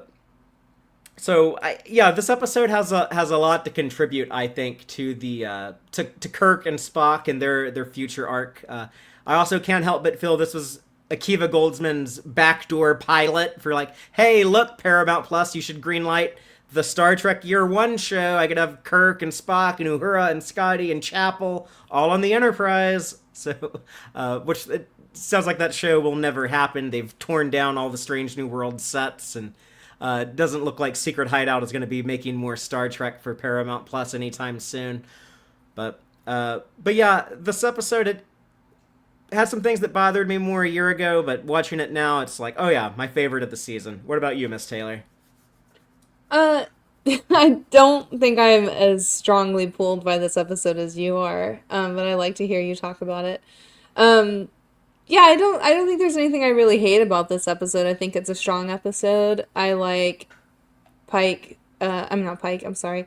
Kirk having his little, I don't want to say meltdown, that's not correct, but like his, not confident moment as, you know, he's kind of like, oh shit, like he comes off really cocky in the beginning of this episode, and then, you know, to see him like he's like, I'm bored, you know, and it's like, well, not for long. Yeah.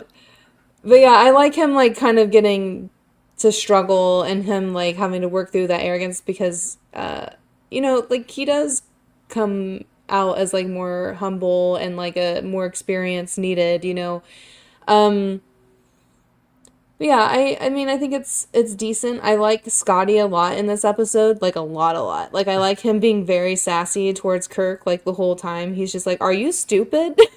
Like I think he says that to him once, and I like thought that was just really funny. And like he's just constantly irritated that Kirk is asking him to push for more and push for more. Yeah. And he's Get like, used to it, Mr. Yeah, Scott. This yeah. guy is going to ask you to do a lot of really hard shit for the rest of your life. Yeah.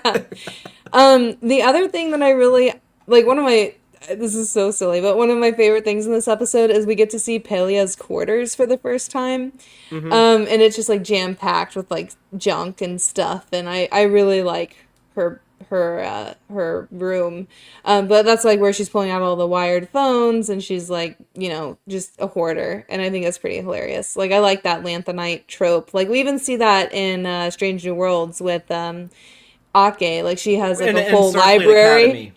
Oh, I'm sorry. And in Starfleet Academy with Captain Ake, though, she has her whole library, you know. So I like the idea, like, these Lanthanites live so long, like, they've accumulated so much stuff. Like, that's so accurate. But yeah, I liked having that little sneak peek. That was a fun little treat in this episode. You know, and some good action with Lon and Pike having to fight the intruders. I liked that. I guess I like the idea of like having to wire the Enterprise with telephones. I wish that they could make modern day USB cables that hold up as good as old analog phone cables. I just saw a meme that I shared a year ago speaking of that. But yeah, they need to make USB cables that charge our phones as as strong as the old school analog phone cables, when you could have like the phone stretched out across the house. Yeah, honestly. I'm But tired of replacing our cables. yeah, uh,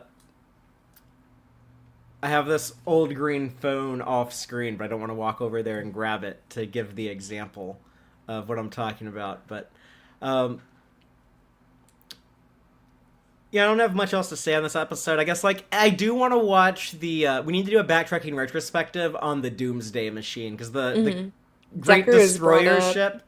It's very similar. That giant ass ship with the big mouth. It looks like our big fat cat Tux. It makes me think of him. He's the great devourer that lives in our house. They had the Doctor Who TARDIS show up in this episode. When they were like, this is when Alex Kurtzman and Stephen Moffat were, I guess, both pushing for a Star Trek Doctor Who crossover. That also seems like that's not going to happen. Yeah, I don't want that to happen. I don't want that to happen either, but I get scared when I say that because people are like, "Oh no, I want like a Doctor Who Star Trek crossover." But I don't want any crossovers ever. I want it in like a comic book where it already has happened and it was cool. I don't want that in like in canon. I want that as like I don't want that as like a canonical episode of Star Trek that like Doctor Who also exists. If you're gonna do like a little cheeky intro, like R2-D2 is in the debris field in Star Trek 09, like it's fine. I don't care that there's a blue phone booth floating around inside this thing. It's just a little inside joke. Right. Talia also mentions Doctor Who later, a time traveling doctor, but yeah, it's. But I don't know. Good news for people who don't want that to happen, though. It doesn't look like it's going to happen anytime soon. Yeah. With the state of Doctor Who and Star Trek. So, but now that we pissed off everyone who really wants the Doctor Who Star Trek crossover, we can move on to what is Starfleet. So let's talk about the big Beto documentary episode. Taylor, tell us what happens. Okay.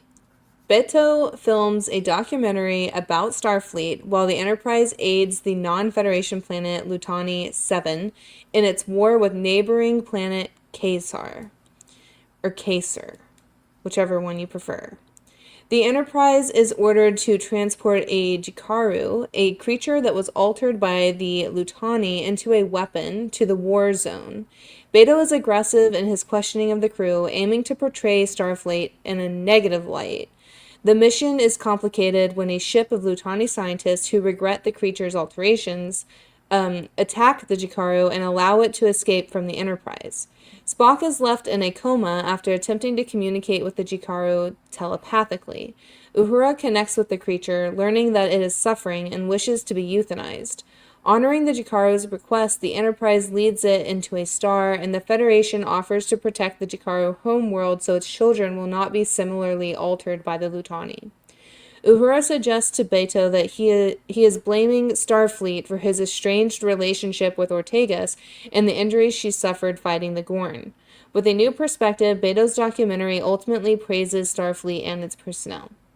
Oh man, reading that made me hate this episode more than watching the episode. Why is that? I think kind of what you're gonna say clarified to me easier in one sentence at the end there. But I think that this episode, one, I don't like found footage.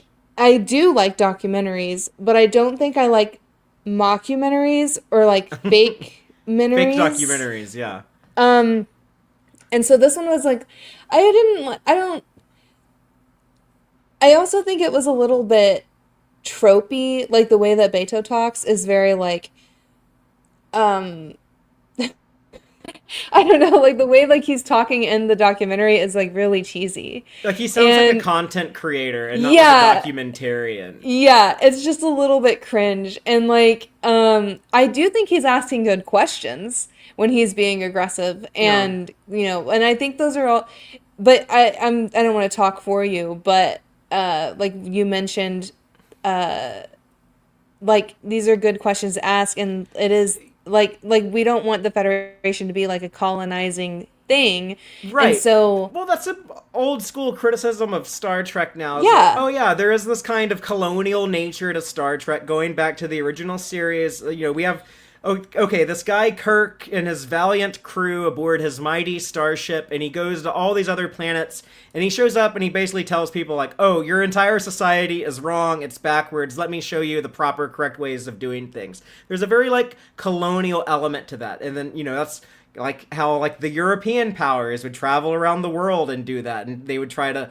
organize other societies around the world to cater to them and service them and their empires and so I think it's a very intelligent thing for Star Trek to self-reflect and look at that and poke at that and analyze that, and it's something that Star Trek itself has been doing since season 1 of Deep Space Nine. Taylor and I have also been rewatching season 1 of DS9 this year, and there's so many episodes early on in that show when Sisko is explaining like, we are guests here on Bajor. We are not here to tell these people how to run their society. Yeah. And I think that is so cool that like Michael Piller was thinking about this way back in the 1990s, and it's something that I think a modern Star Trek show should put. It's like, okay, let's ask these hard questions about Starfleet, and then tell a story that by the end of the story it shows like why we do trust and respect and look up to this this future Starfleet, space science, NASA, Navy organization, whatever the hell it is. However, that may or may not be a military, depending on who you ask. Mm-hmm.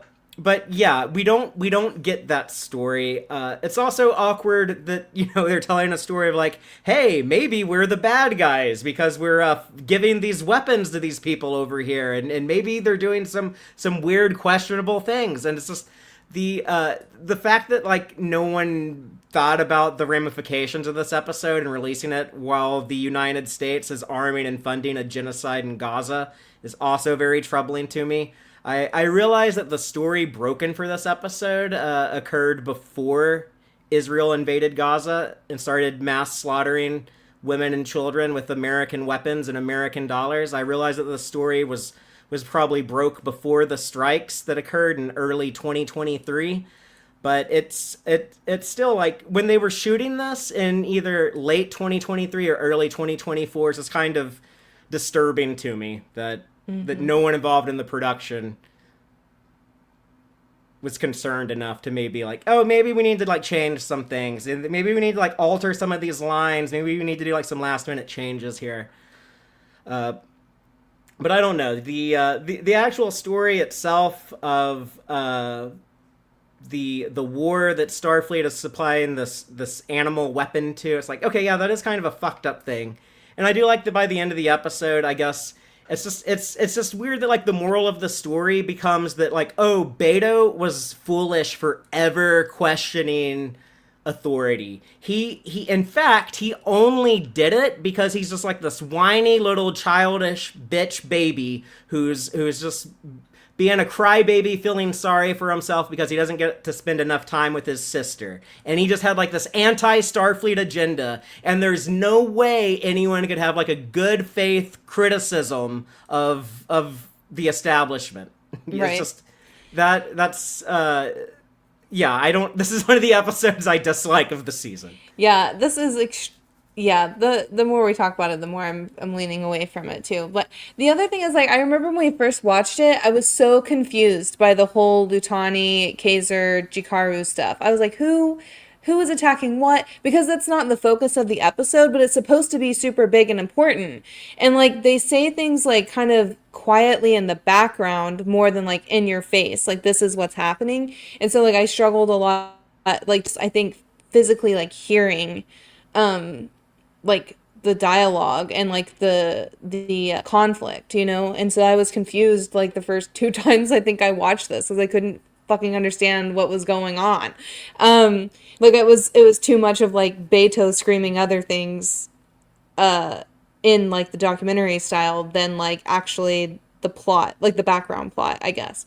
But yeah, I agree with you, the like Beto blaming Starfleet for his sister being injured and him not getting to spend enough time with his sister or whatever is like the reason that he's like asking these questions. I think these are fair questions to ask just watching any of these episodes, like any Star Trek episode, like you're just like, wait, should they be doing that? Like, I don't know. And the other thing is this episode, we just recently covered Tin Man, and that super reminded me of this too, with the Jikaru basically saying like, I am not myself anymore and I'm ready to die and I want to fly into the star. And that's kind of what Tin Man was like wanting to do. It was like fly into a star or like into a supernova star. I can't remember. Into a star that was about to go nova. Yeah. So I don't know. It was just, I think the most interesting part of this whole episode was actually that, like, Jikaru stuff that was really difficult for me to understand at first, but, like, after watching it several times, and I, like, feel like I'm not dumb, but, like, this episode made me feel dumb. Like, I was like, what is going on? And then I guess the other parts that kind of the Spock mind meldy emotional stuff with the creature was kind of interesting. And I liked more that Uhura did it because she's like the communications officer. I liked that. That's what I'm saying. Like, even these episodes I dislike. Like, I'm saying, like, kind of the message of the season is that there's a little evil and like the good things and a little good and the evil things. Like, even like these episodes I dislike have things sprinkled in that I do really like. Yeah. I like Spock saying, like, Vulcans who practice the ways of Surak have a higher Esper rating. I was like, that is cool. He's acknowledging the original series and Enterprise with one line. Nice. But yeah, overall, not. I like the other thing I really hate is I do not like the way that Beto treats Uhura in this episode at all. Yeah, he's such a jerk. He uses her for emotional clout. Like, he is filming her when he tells her that her roommate had died on the Cayuga. I think that's a fair move as a journalist, but I think it's weird to do if you're also going to try to, like, date this person. That's more of what I mean, is, like, Beto is, like, pursuing her romantically, and then he's also, like, trying to use her for his documentary for emotional, like, shock and awe and, like, shock value, I guess. But I hated the way he treated her in that scene when he's revealing that her roommate had died. And then the other one I hated is when he was doing the hidden camera during one of their private conversations, and she realizes that he's filming, and she's like, "Are you filming right now?" And he's like, "Of course I am. That's my job." Like, no. Like, that pissed me off so much that I was like anti-Beto, and I really didn't want them to date any after this. So. Let's move on to episode 8. Another one. Your favorite. I dislike. I actually don't hate this one. It's the ones that you hate are the ones I'm like, oh, I actually kind of like enjoyed watching this one. Yeah, no, I'm some of this episode I find very offensive, but yeah. There's parts of it that I think are fun. But yeah, 4.5 Vulcans. Tell us what happens, Taylor. Pike, Chapel. Wow, sorry, I'm gonna start over. That was really rough. Pike, Chapel, Uhura, and La'an are transformed into Vulcans for a mission, after which they decide to remain Vulcan. Pike becomes obsessed with efficiency and neatness. Uhura manipulates Beto into accepting a mind meld to improve their compatibility for a potential relationship. Chapel ends all of her friendships and her relationship with Korby to focus on work, and La'an develops Romulan tendencies, becoming a sinister warmonger. At a meeting regarding Batel's request to return from medical leave to her job with the Starfleet Judicial Department, Pike tells Vice Admiral Pasulk that her return would be illogical, and Batel loses her temper with both. Scotty and James Kirk, on leave from the Farragut, become friends while working together to stop La'an. With the help of Number One's Vulcan ex-boyfriend, Doug, Spock connects with the 4 crew members' Katras, their spiritual essence, and persuades them to change back. They make amends for their actions. To Batel's surprise, Pasulk offers her a promotion to head of the Judicial Department following his impending retirement, having been impressed by her outburst. Okay. So this episode was also one that I guess you didn't have this experience, Taylor, but most of us had the dread going into this for over a year. I guess it was at San Diego Comic-Con 2020. No, it couldn't have been in 2023 because they hadn't shot it yet. I don't know when it was, but at some point early on, they showed us a clip of Pike and crew turning into Vulcans, going to the transporter room, beaming down and solving the whole mission off screen, and then Spock being like, "Oh, they're all mean to me because they all make fun of me for only being half Vulcan." And at the time, a lot of people thought it was quite dumb, and for a year, people made so many excuses for it. Because I was saying, like, well, I'm not excited for the Gorn premiere episode, and I'm not excited for whatever episode is going to have that stupid-ass Vulcan scene in it. And a lot of people made so many excuses for this. I'm not going to put them on the spot, but I remember talking to one of our friends at Star Trek Las Vegas 2 years ago. Oh, man. And he was convinced, like, don't worry, Fatheree, I promise you, it's just going to be like a dream. It's going to be like Spock, like, right after that, Spock is going to wake up and it'd be like, it's all like a nightmare he had. And I was like, okay, I guess if it's something like that, it won't be that bad. But no, it was, they wanted to one-up their goofy comedy episode from season 2 when Spock turns human, which I actually like. I thought that was a good comedy episode. I enjoyed quite a bit of that. I loved Amanda Grayson coming back over. I love, like, she had to bond with her son and teach him some human experiences and learn, like, the human art of lying and stuff like that. But then this episode here, it was, I mean, first of all, none of this makes fucking sense. Like, how come when they get, like, their DNA changed to turn into Vulcans, like, their hairstyles change? Like, first of all, that's fucking stupid. Yeah. Like, Uhura's hair is braided different, Pike's hair is styled different. Yeah. It's like, okay, that's fucking weird. Yeah. And then all their behaviors change because of this, like, hand-wavy line of, like, oh, well, we use the Korkovian serum from season 2 based on Spock's perceived experiences, whatever that means. So it's like, basically, it's going to make them all behave Vulcan-y. But, like, okay, that doesn't make any sense. But even, like, if that's the case and I'm going to allow it, I still think, like, a lot of these things that happen are stupid. Like, Anson Mount cannot play a fucking Vulcan to save his life. Oh, he like, struggled with this. Yeah, it's like, I remember this being a thing they went with in Star Trek Enterprise, because they had so many Vulcan characters in Enterprise, and it's like, it was kind of a careful thing to get teach actors how to play Vulcans, because you don't want to tell people, like, don't play it like a robot. Don't play it just straight, like, void of all emotion. That is how robots talk, but that is not how Vulcans talk unless you are Anson Mount doing a shit Vulcan performance. Yeah. Yeah, it's... So, yeah, I get all of these gripes, and I agree with you. But there are parts of this episode I really like. But before you go into that, just like, I get, like, one more big complaint out there. Sure. But it's like, the fact that, like, Vulcans are, like, genetically racist. It's like, you turn a human into a Vulcan and they're instantly like, well, fuck you, Spock, you're only half Vulcan. It's like, that was a lot. Oh, okay, actually, like, if we're running on the Khan train right now, not the Wrath of Khan train, but the Khan Noonien Singh train, but yeah, we're going to talk about cons and then we'll talk about pros. Right, exactly.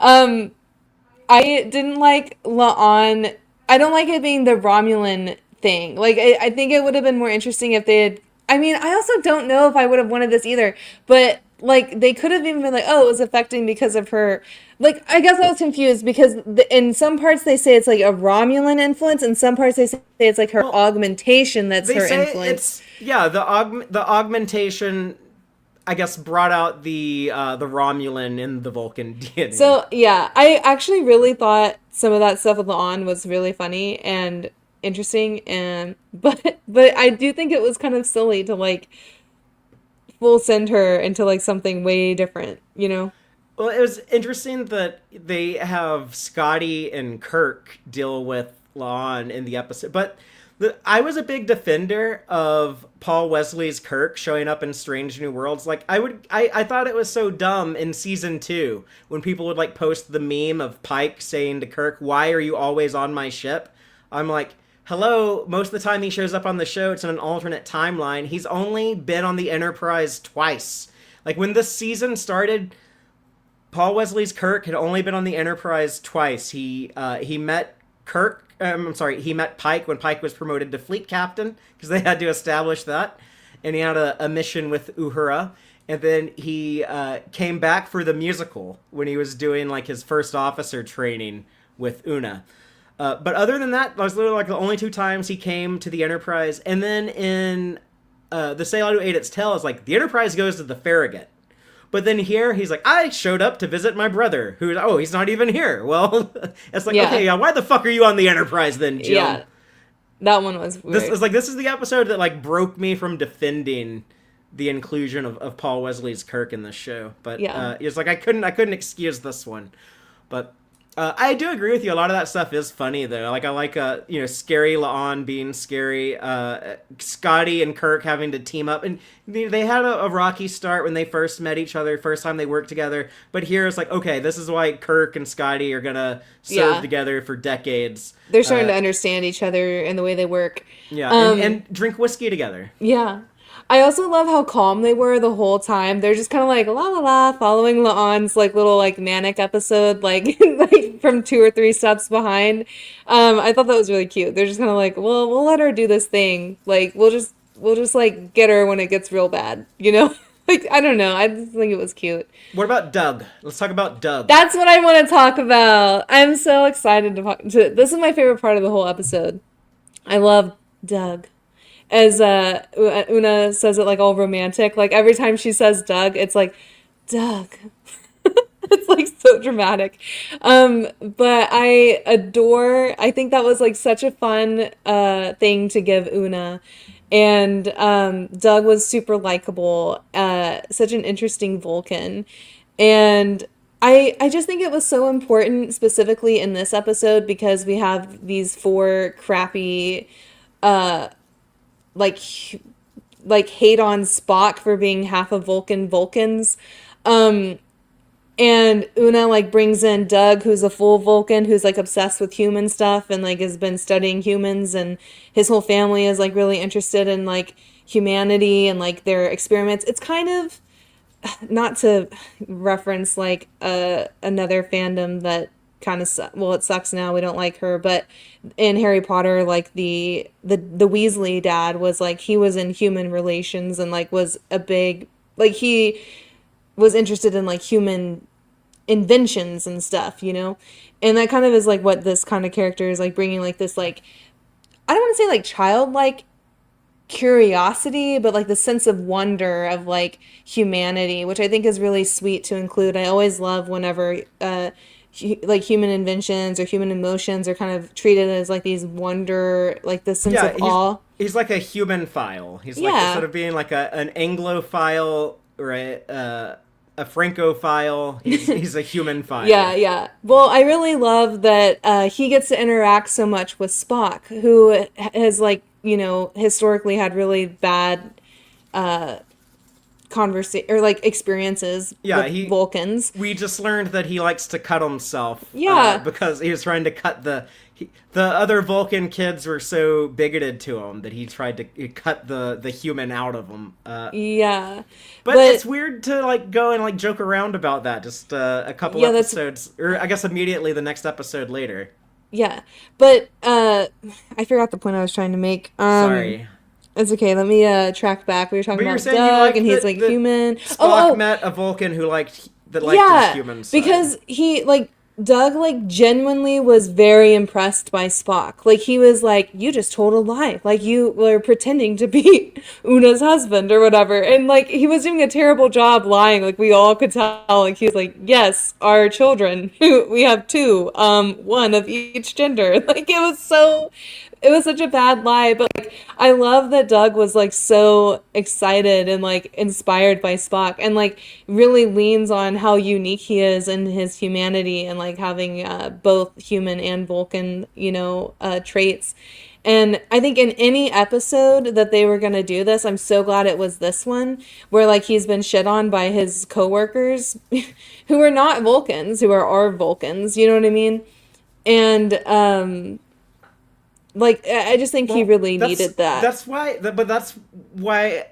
another reason why I dislike this episode, is I think it's fucked up to do that as a joke, do that as like a comedy bit. I wish that Spock actually met a Vulcan who liked and respected his human side, and it was treated seriously. Instead of like, look how stupid this Vulcan is. He's played by Patton Oswalt, and he's like the short, chubby guy, and who doesn't look like any Vulcan, and his name is Doug. So it's like, right off the bat, they're like, this is a very atypical Vulcan who's a big joke character. We're hit with that, and then it's like the things that they bond over are like, so in my opinion, so like some of the stupidest shit. Like Doug being all impressed, like, oh, you can lie like a human? It's like, well, yeah, like, go watch Star Trek Enterprise. Vulcans can lie too, I guess. If you go through the teachings of Surak, then like you learn you're not supposed to lie. But anyways, okay. Well, let's forgive that. What else we got? Oh, the contraction thing. That's not even a Vulcan thing. That was like Data. Data's the one who can't say contractions. So I don't count anything in the last bit as like actually. Those are just like extras. Like I would say that's like outtakes or bloopers or whatever. But it's like the Tribble cereal commercial from The Trouble with Edward. It's like, well, that can't be real. Yeah. I didn't think Doug was like a cast-off kind of dumb character. I think like. Oh, you don't think he was like? I don't know. He's there to be a joke. Like, do something serious. Like, have Patton Oswalt have like a serious moment or something. Like, if you want to use him as this character. But yeah, I guess. To me, it was like it was just treated as like they. I agree with you. Like, it would be cool for Spock to bond with a Vulcan who looked at Spock's humanness as a virtue and not a disability. But that's not the story we got. We got a story of like this, look at this silly Vulcan who wants to learn how to tell fart jokes. I think I struggle with this. I don't know if I agree with Doug being a goofy Vulcan. Okay, I guess like because when I'm watching this episode, like Una is so taken by Doug, and I respect Una so much and like her choice of characters and friends and people she loves. And so like, and I love the way that Doug treats her. Like he's literally like I love when he like interrupts his thought and he's like, I'm sorry, but I just can't wait to catch up with you in the last 15 years, you know? Like I felt like he was so genuine and such a sweet person, that I guess it was hard. I guess for me, like the jokey part that you're talking about, like never really crossed my mind because I just thought of him as being so genuinely sweet and like not like innocent, but like curious. Like he was a little more childlike, sure, but I never thought of him as being like a joke. But maybe that I could be reading that wrong. It wouldn't be the first time. But I don't know. I guess like I really enjoyed so much of like the Doug and Una like I don't know, romance, like their chemistry that I just kind of. The actors did sell that to me though, Patton Oswalt and Rebecca Romijn, but I think they played it for comedy. But yeah, they sold the attraction. I didn't feel like it was comedic. Yeah, it's supposed to. I think it's supposed to come off as a joke of like, look at this short, chubby Vulcan guy who this hot human bombshell just is head over heels for. But he was literally the sweetest person I've ever seen. So it's like, what do you mean? Of course she's in love with him. He's like the most golden retriever-y sweet person. Like, of course she loves him. I don't know. Okay. But now I feel like I'm having to like reanalyze everything. I feel like I need to watch it again. I'm like, wait, I didn't think he was a joke at all. Okay. The other weird thing in this episode is when Spock has to mind meld with everyone, like get into their Katras and like reveal to them that like you actually choose to be human.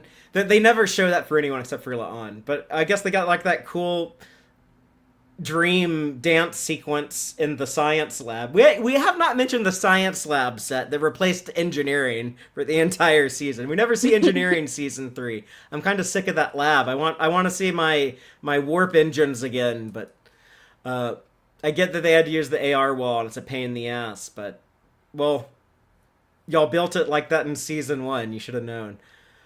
But yeah, anything else on 4.5 Vulcans? No, I don't think so. Well, we can move on to our penultimate episode. We got two more to talk about.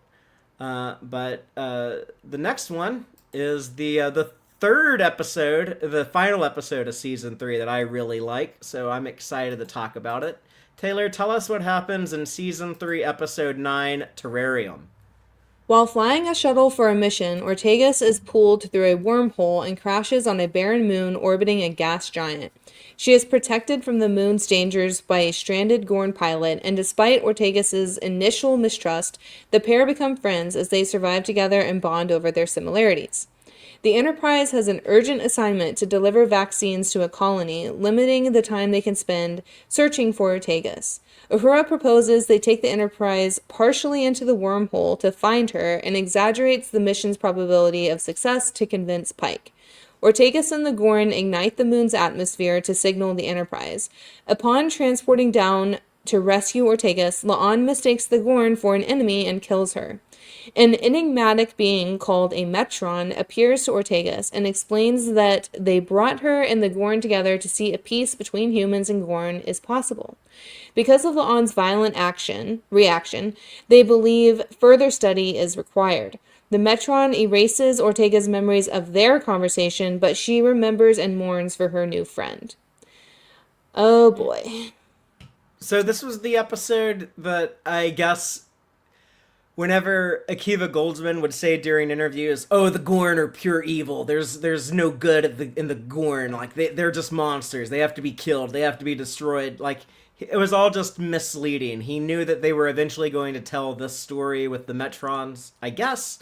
But it does fix that issue I had with the show. I would hear Akiva Goldsman say that about the Gorn. I was like, no, like Star Trek really shouldn't be the show about like there's these evil monsters in space and we have to go out there and blow them all up before they blow us up.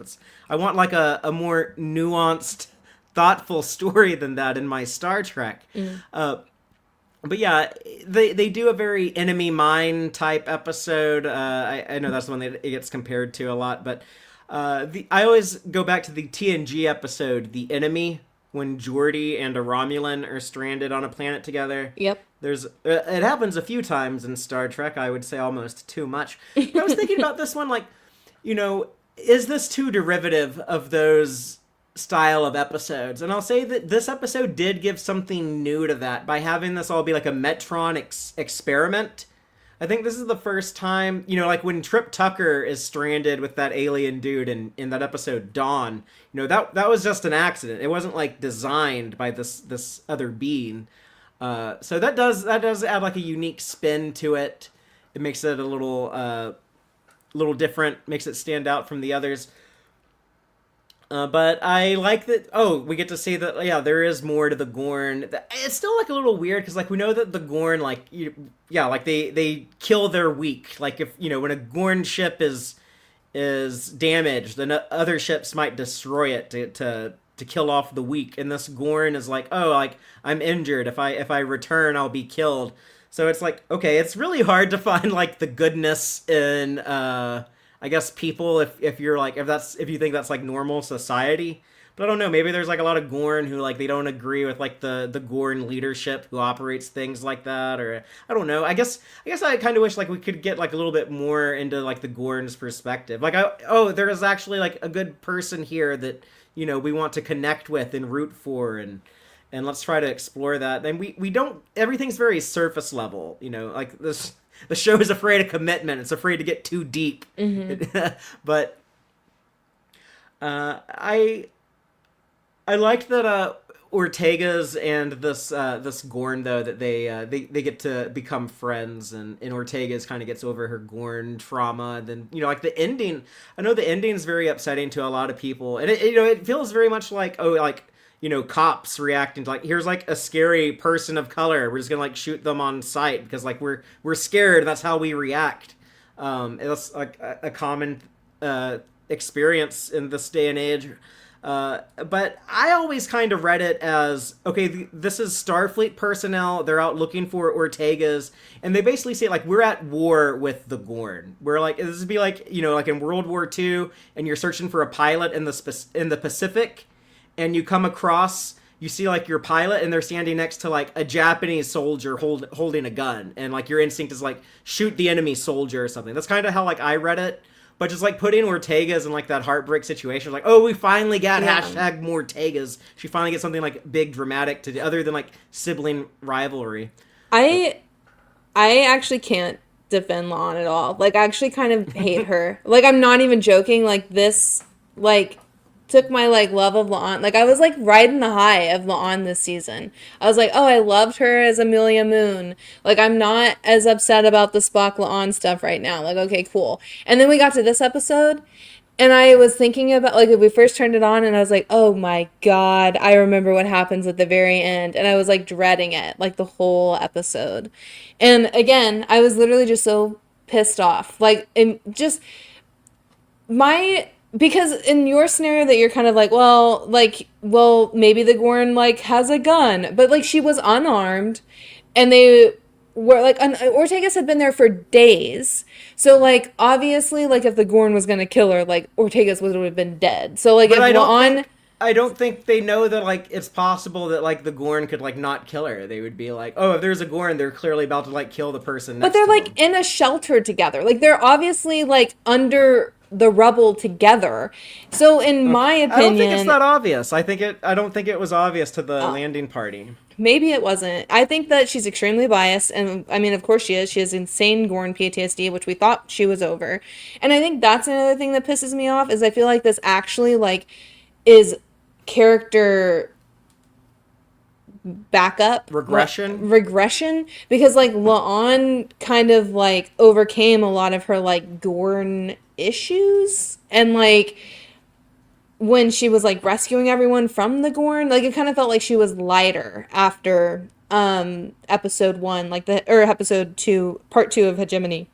And it just kind of felt, I don't know. And like, this is again where you and I, like, we brainstorm, like, how would we write this differently? And, like, if La'an and Ortegas even had a fucking conversation about their Gorn PTSD together in this scene would have hit even harder one way or the other. And, like, if La'an, or Ortegas were like, oh, like, this is how I got through some of my trauma, blah, blah, blah, as just, like, Ortegas is going through it, And then, I don't know, there just seems like such a missed opportunity there between those two characters, like, whether it's romantic or platonic, but at least having some kind of, like, conversation about this similar experience that they've had. We wanted to see there be a fallout from that, yeah. And so, yeah, and I just think, like, I don't know. Like, I also don't know if La'an would honestly just shoot on sight. I mean, I get it because it's a Gorn. Like, that's the only reason I can understand why the writers would write that. It goes back to Hegemony Part 1 when Pike tells April, like, sometimes a monster is just a monster, Bob. It's like, that's the mentality that she has. Yeah. And I guess I was hopeful that she wouldn't do this. And I honestly, I think I said this last year. I feel like it's unforgivable. Like, and I don't think that Ortegas has, like, bitched out La'an enough, because I don't like how it ends when Ortegas is like, she says, like, well, the Gorn was my friend and La'an is my friend and I don't know how to hold both, And I was like, La'an is not your friend anymore. Like, that is where we are at. Like, sorry. Okay, I didn't mean to make that such a long rant, but I'm really pissed off about that. I mean, a lot of people in our audience seems to agree with you. And, like, I mean, I think, yeah, obviously, like, I think it was wrong for La'an to shoot this Gorn on sight, I guess. But, like, I understand, like, why something like that would happen. Like, it's like I was saying, it'd be like if there were some World War II soldiers and they were, like, out in the Pacific looking for, like, the shot down pilot. And then they see, like, oh, look, there's our pilot. And it's like, oh, shit, but there's, like, this Japanese soldier with them. And they shoot at that guy. It's just... I'm gonna say, like, yeah, it's wrong for them to do that too, but, like, I get why that would happen. But I think they did a good job with, like, the personality of the Gorn. Like, they made, like, this puppet, like, actually feel like a character. And it was the first time I really liked I still don't love the Gorn design in Strange New Worlds. I'm like, I want them to look like the TOS Gorn. But I liked, I guess, like having the cloak around it. I saw like Joel in the live audience compare it to Dark Crystal, and he said like we don't even need the Pike turn into a puppet episode in season 4. We did puppets in Strange New Worlds already, but yeah, it does kind of show that like, okay, when the Metrons arrange the Gorn versus Kirk event in Arena, like that's still like part of the trial. They're kind of like Q putting humanity on trial. Star Trek loves recycling a lot of these ideas, but I guess like Kirk passes the test. Like here, La'an fails the test, and then later Kirk passes it. But Ortegas passes it. But, okay, this is what's interesting, though, is that in this episode, Terrarium, technically, the Gorn is the one to pass first. Because That's a good point. Humans failed. Ortegas technically failed because she was like, kill me, or I'll kill you. That was, her mentality. And the Gorn was like, I'm not going to fucking kill you. I'm injured. We're just here together. We're stranded. I'm lonely. I think the Gorn passes the test this time. And then in Arena is when humanity or humanness passes the test. But, the other thing I was going to mention, this is something that bothers me so much, but I'm just going to say it. But there is more, I don't want to, relationship, but, platonic, whatever, relationship, information and on-screen, with the Gorn and Ortegas compared to, La'an and Spock. So, if you're gonna be La'an and Spock are a romantic couple, blah, blah, blah, and they've had, 3 scenes that are, less than a couple 30 seconds, whatever, together where they're dancing or whatever, which arguably can be very platonic, but there's more information here of, the Gorn and Ortegas, working together and, playing games together to pass the time while their experiments are going. They build up this relationship They more. build it up so well. And they do such a good job with, in Strange New Worlds when they sit and, give you more. And I wish they would fucking do that with all these stupid romances that they want to toss in your face. And it's well, I don't believe them because you're not giving us these small intimate scenes like they did here in Terrarium. And but also I prefer this. I prefer having a Gorn and Ortegas more than Spock and La'an, it's well, okay, I kind of know who they are. It's really interesting to get to know this character, the Gorn, and that they have so many similarities. Oh, she's a pilot and she experiences the feeling of the eyes on her before a battle, and it's just it was very cool. I loved sitting in it, I really like you pointing out that the Gorn passed the test before the humans. And so I would like to think now that this was the Metrons being hey, let's take a Gorn and strand her with these humans that really hate the Gorn. Okay, oh, look at this one, Ortegas. We got a good one here. Ortegas really hates the Gorn. Yeah. and so I think they were trying to test humanity. And then La'an comes in and fails the test. But then later, when they have Kirk versus the Gorn, I wonder if that Gorn captain, if he was super anti-human and he was super pissed off about the Federation colony on Cestus 3, and but having Kirk show mercy to that Gorn, that was okay. Now the humans have passed the test also, along with the Gorn. So the Metrons are job done. That's interesting. But yeah, that'll be something else to keep in mind when revisiting Arena in the future. But yeah, I don't have any other thought. I guess I don't know. I kind of think Uhura fudging the numbers is a little weird, but yeah, I agree. I mean, I get it. You want to save your friend, but also wanting to save these colonists on this other planet should be kind of a big thing. Something that the original series played around with in Galileo 7, but The other thing that upsets me about Uhura fudging the numbers is like she's doing this because it's a personal connection to Ortegas and she's dating her brother and she's best friends with Ortegas. But I'm just thinking about any other red shirt, no name, that gets stranded on the other side of a wormhole. Like Uhura's not fudging the numbers for them. yeah. So Sometimes people do dangerous stuff in Starfleet and they don't always come back. yeah. But when it's a main character, it's like, no, we'll do anything to get them back. Exactly. So that feels, I don't want to say, I feel like that's insight to a character, right? Where it's like, well, that person doesn't want to have to process grief or doesn't want to give up on their friend, whatever the reason is. And I think those are admirable traits and things to like want, but I don't think it's fair if you're not doing that for everyone, because you're basically using your post to your and your friends' advantages, right? So I thought that wasn't very good to write.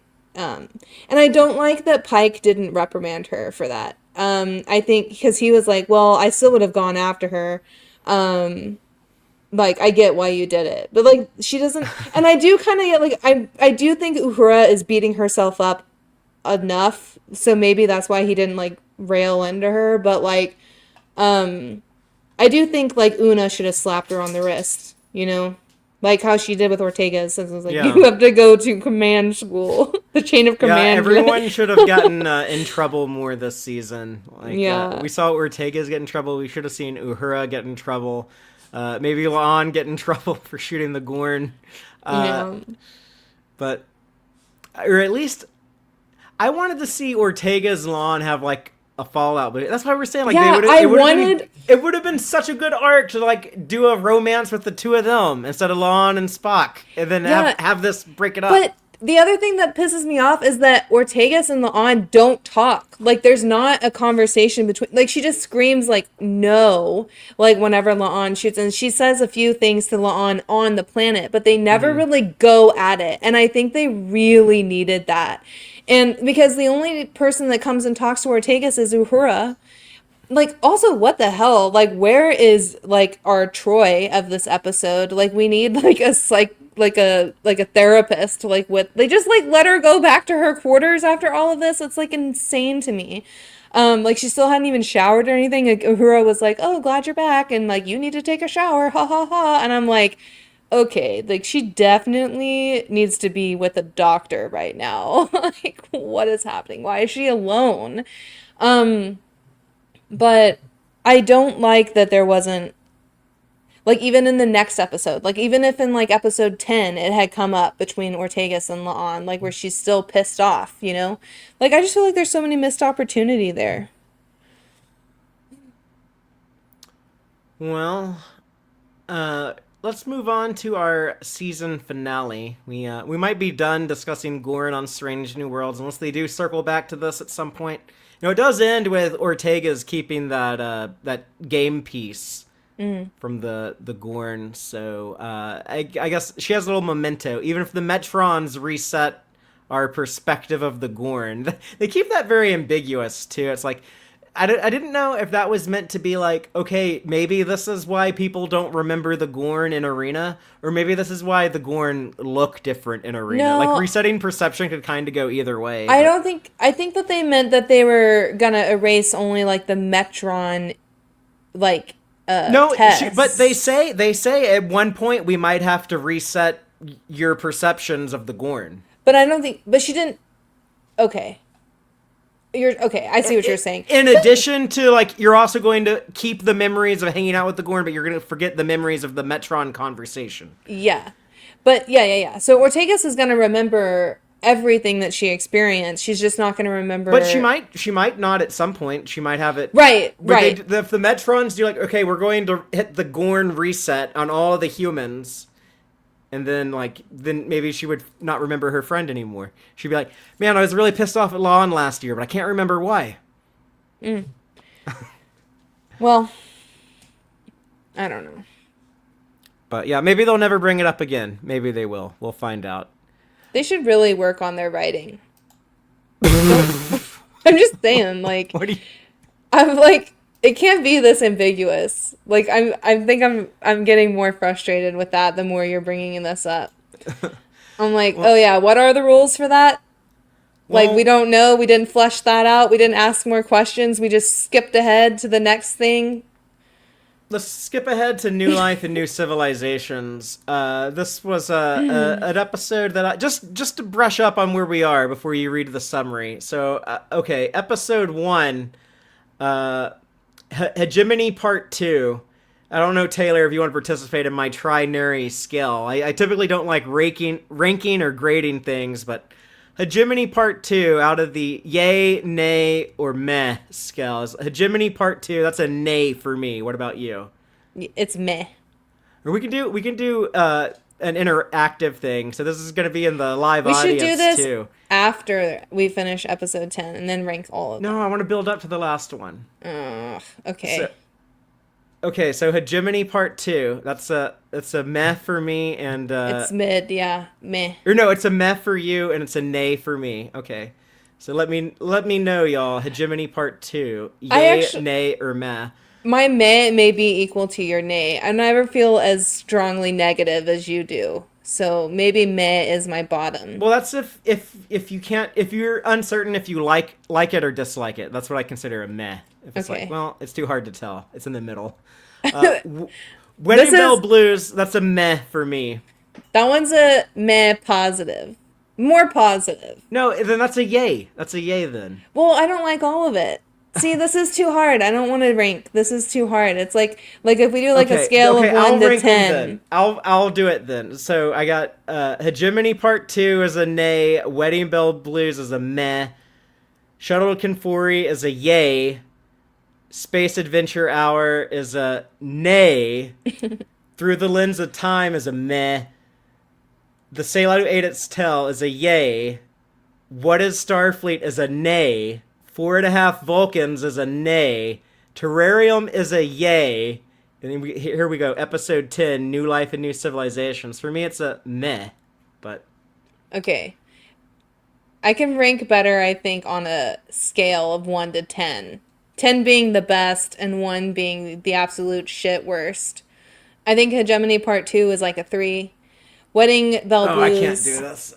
is like, well, I don't like the way that you did Okay. yours because that was too hard for my brain. Okay. I can't think of it in Sure, onomatopoeias. okay, go ahead and run through it, but then after this, like, I want to go back to no ranking. Well, just shut your Tex-Trek. ears.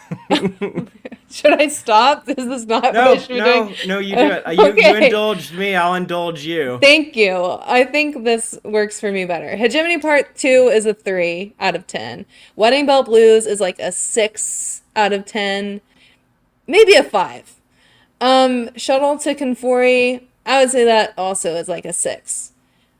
Space Adventure Hour, also a 6. Through the Lens of Time, this one maybe was a 4 to a 5. I think a 4 for me. That one's pretty low.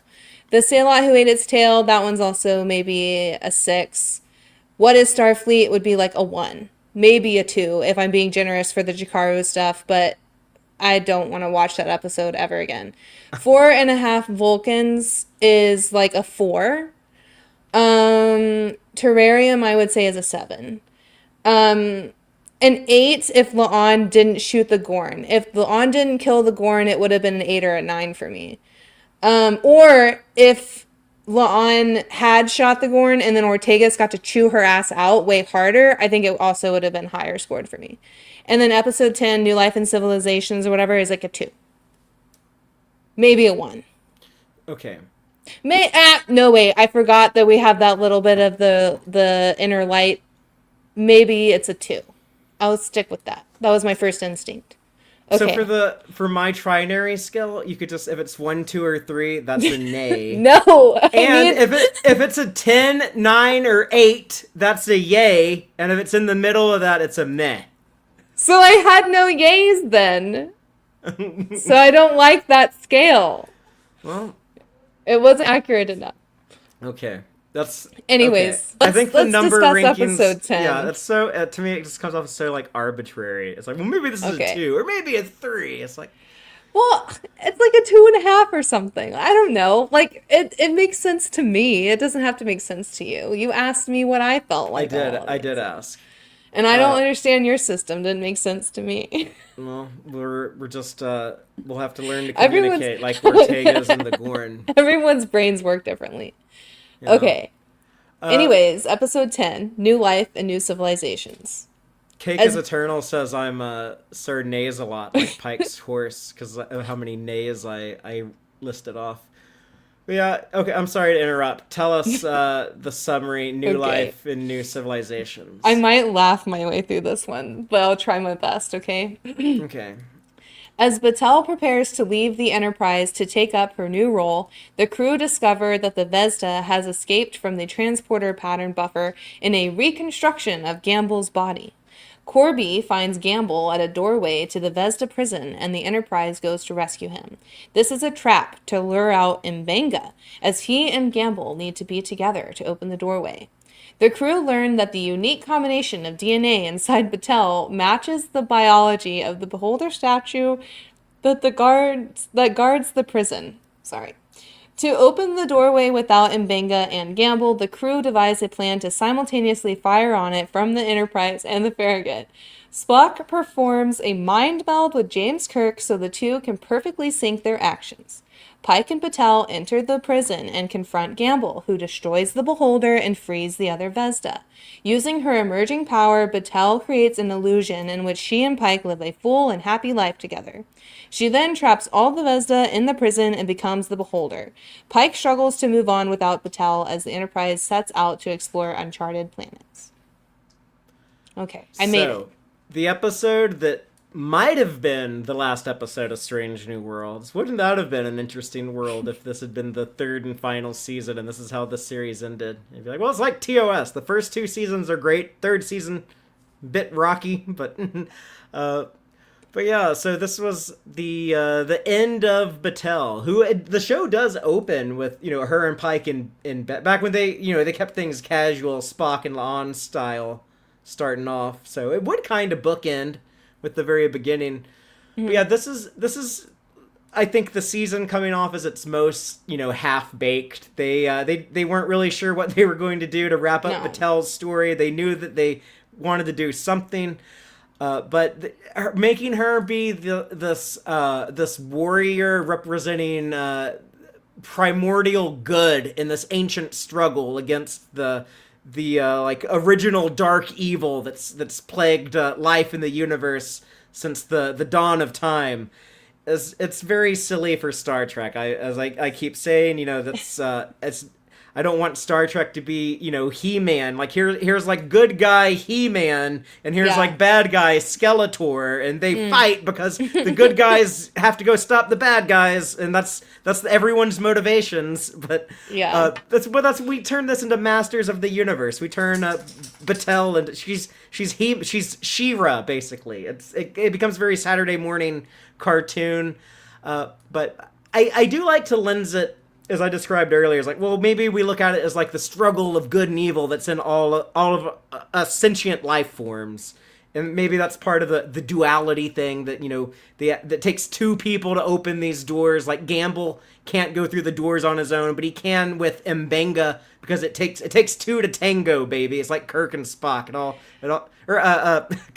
it's like La'an and Spock, but who knows? Kirk and Spock is way more accurate. They can tango together. They mind meld in this episode. They dance but okay, Spock dances bodies with La'an, but listen to this. He's so much more connected and in love with Kirk because when they dance with starships. Oh, I was gonna say with their minds, but yeah, you're right. They did dance with the starships. Yeah, they make the Farragut and Enterprise dance together. Take it easy on me, Mr. Spock. That's one of my complaints about the show, though, is I think it's queer baiting to like give us some queer relationships. And I always read Kirk and Spock, like, I think that's very platonic. I think they're just, like, 2 bros that, like, they're like, super good friends. But I get, like, a lot of people read it as, like, more romantic than that, and that's fine. Like, I encourage people, if they enjoy lensing it that way, to look at it that way. A different perspective from mine, but that's okay. But it's like, I don't like that they tease that, because I know they're never going to fully commit to that.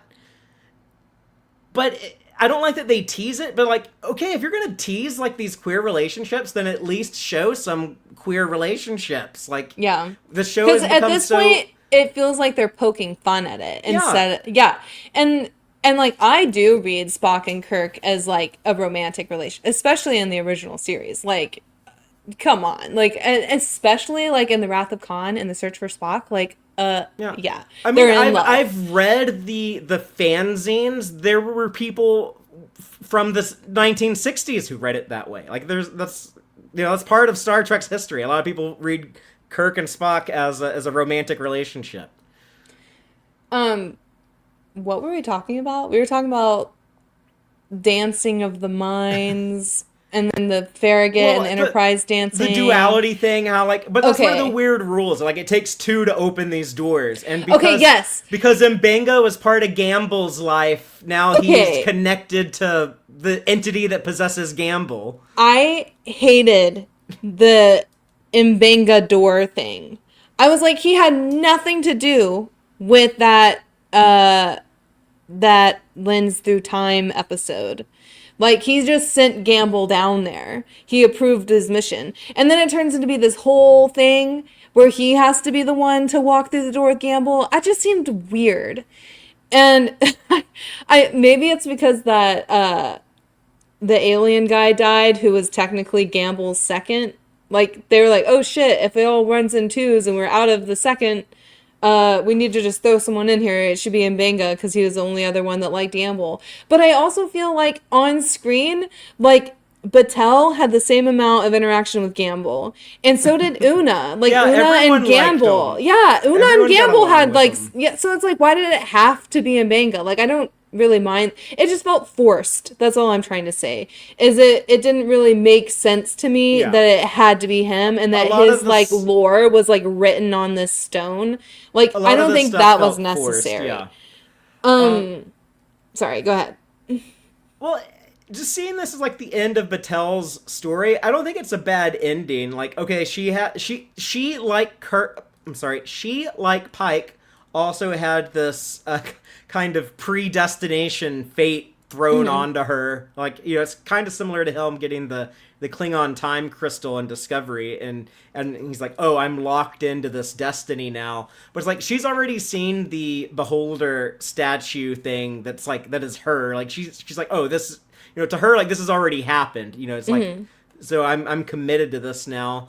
But I guess, like, giving them that connection at the end of their relationship on screen, it kind of does. Oh, yeah, they are, like, a good pairing together. But the way that he gets to experience that whole life with her inner light style, basically, when Picard gets his probe life, as Mariner would call it in Lower Decks, but it's basically like Pike does get to marry her and live a life with her and raise a child with her, which is kind of fucked up because, like, now he remembers, like, this child who grew into a woman and now he's never going to see her again. Yeah. He's probably going to miss his daughter the rest of his life. Yeah. Maybe he can recreate her on Talos 4 when he's in the beep beep chair with Vita. So he's got that to look forward to. But he gets to have, like, the full life. He gets, like, to live the whole marriage with her, and then she dies, and then he gets to go on as a widower, basically. And we know eventually he'll remarry with Vina on Talos 4 and get his more permanent happily ever after. So this isn't the end of the road for him, but that is kind of a cool way to, as a character who I was never super invested in, but then I did find moments of, like, really liking Batel the last couple seasons of Strange New Worlds. I think that was an interesting way to wrap her up, and maybe I'm just happy to have closure on that, and we can move on. I agree. I think maybe Pike might start getting those psychic messages from Vina. It's like, how long with Batel being out of the picture is Vina gonna wait before she starts sending, like, some psychic message? Like, you remember when she had, like, that psychic call in Discovery? Yeah. So eventually he's gonna move in with her on Talos 4. But yeah, I don't know, just, like, making the whole season just end on like the big battle of like she's basically saying like the good that burns in me is so bright it can defeat your dark evil, and it's very silly. It's silly Saturday morning comic booky, not what I come to Star Trek for. But it does seem to be over now. So everyone in the audience is having a lot of fun with my Masters of the Universe comments. Yeah. Taylor and I just saw that new movie not that long ago, and we actually liked it quite a bit. It was really good. Yeah. So I was gonna say, I really do appreciate that they got to do the illusion life thing together. That did make me cry. I was really moved by that. I love that she mentioned several times that it's a gift, like to him and to her, because she knows that they're both kind of doomed and destined to these fates. But like, that's kind of an amazing thing to, who Pike, he's like any day now, like he's like, he can like literally count down the days, and for him to have like felt and experienced the whole life. So now I think that does help with his doom fear, I think, he's like, oh, well, I got to do all of those things, even though like they weren't real, but they were real, but it was like alternate reality or whatever, Yeah, he still has the memories. Right. So I really enjoyed that. I thought everything else was stupid. Like, straight up Kirk and Spock stuff. You didn't like the mind meld? Okay, I liked the mind meld. I really liked them flying in sync, but I think it's stupid that is how they open the door. I think the mind meld part of it is cool. What? No, that's crazy. I don't like the mind meld. Well, okay, part of it is like canon reasons, because in Dagger of the Mind, I know everyone's like rolling their eyes like, oh, Fatheree, you get over like the canon continuity or whatever. But like, yeah, okay, sorry that it sticks out to me.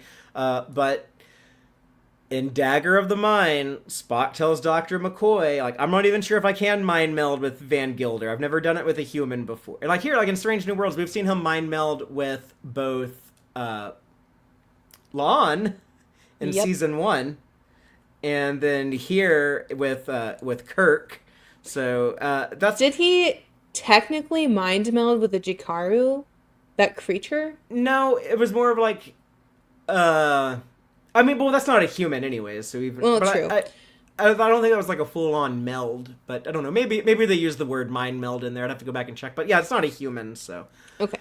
But yeah, it was just It's weird to me that Strange New Worlds, they'll be so careful with canon sometimes. They'll be like, okay, like, we have to make sure that Pike is fleet captain when he meets Kirk for the first time, so that line makes sense from the Menagerie Part 1, when Kirk says, yeah, I met Pike when he was promoted to fleet captain. Like, they're so careful with that, but then here they're just like, oh yeah, but Spock mind melds with humans all the time. It's just really weird. Well, they also like retconned, like, I guess him having a whole bunch of flings too. Like, it's like super out of character. Like, they never say in TOS that he hasn't dated before, which is but it still seems out of character. And that part I can get over, because this is when he's supposed to be exploring more of his human side, and then when in TOS he's kind of given up on that and he's like gone like full Vulcan. Cool. But yeah, I guess I thought the opening of the door with the two starships was really dumb. Like, the way that they talked about it was really dumb. Like, they were like in the briefing or whatever, and they're like, oh, well, it's not additive, and then they're like, well, it's complementary. And I'm like, is that not exactly the same fucking thing you're just saying, that two starships won't work, and then they say a different way, and then like, oh, well, it will work. I'm like, well, what is it? Like, will they be additive and like it works together, or will it not? That doesn't make sense. And also, I mean, I guess it kind of does pull from the Lens of Time episode, because they did use the Enterprise to open that door, or to reveal it. It was like hidden or something. So I kind of can forgive that, but then they're like, oh, well, we can't do that again. How can we do it another time? It's like, oh, with two ships. It's like, okay. they set up the inverted causality in Through the Lens of Time of the effects happen before the cause, and it kind of turns out like, oh, that was kind of Batel's thing all along. But Yeah. So I don't know. I was just kind of meh. I did like them talking at the same time and maneuvering the ships together. I thought that was like cool. I like how Paul Wesley and Ethan Peck play the Kirk Spock chemistry though. Like when they're playing chess at the end. Like man, like okay, these dudes watched enough TOS to get the Nimoy Shatner chemistry, and they understand it. And I'm excited. I'm actually pretty excited to see more Kirk and Spock in seasons 4 and 5 of Strange New Worlds. The main thing I'm looking forward to now that I think about it. Yeah. I'm trying to think if there's any other gripes. There were many gripes. Like I felt like Korby was underutilized in this episode. Oh, it's interesting. What are we going to see of Korby in the remaining Strange New Worlds, I wonder? Because it sounds like he's going to be like, he's off working. He's going to be a workaholic and avoidant of chapel.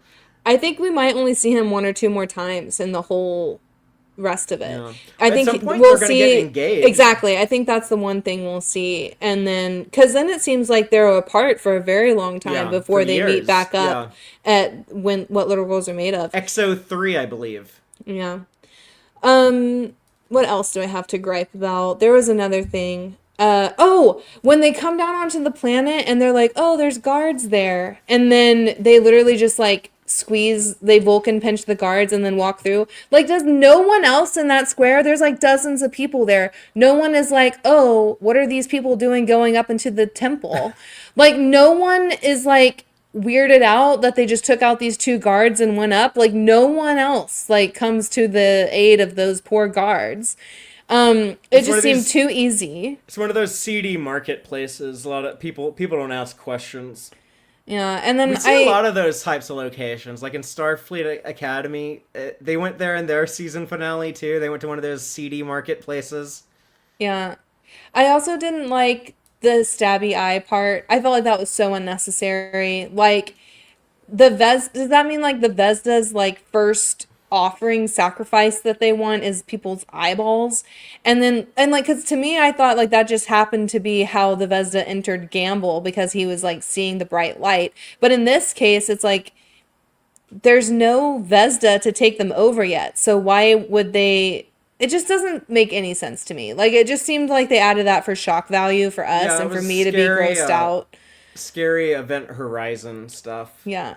But they could have done something else that was more believable. Well, our friend PJ likes to comment on the eye violence in modern Star Trek. He's been talking about that since like season 1 or 2 of Discovery. But he says like there's so much eye violence that happens in modern Star Trek. It's not even just in Star Trek. Like, it's in Superman and Supergirl. I think there was also, and even in Pirates of the Caribbean, like watching these back, and that guy has a wooden eyeball, and like there's a ton of eye horror with that, like where his little fake eyeball gets like rolling around, or there's a fork stuck in it, or like the monkey takes it. That's enough for me. I'm like, that's eye adjacent horror.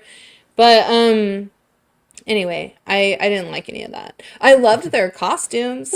Here I go again. I'm like, the set and props and wardrobe, hair, like they're crushing it all the time.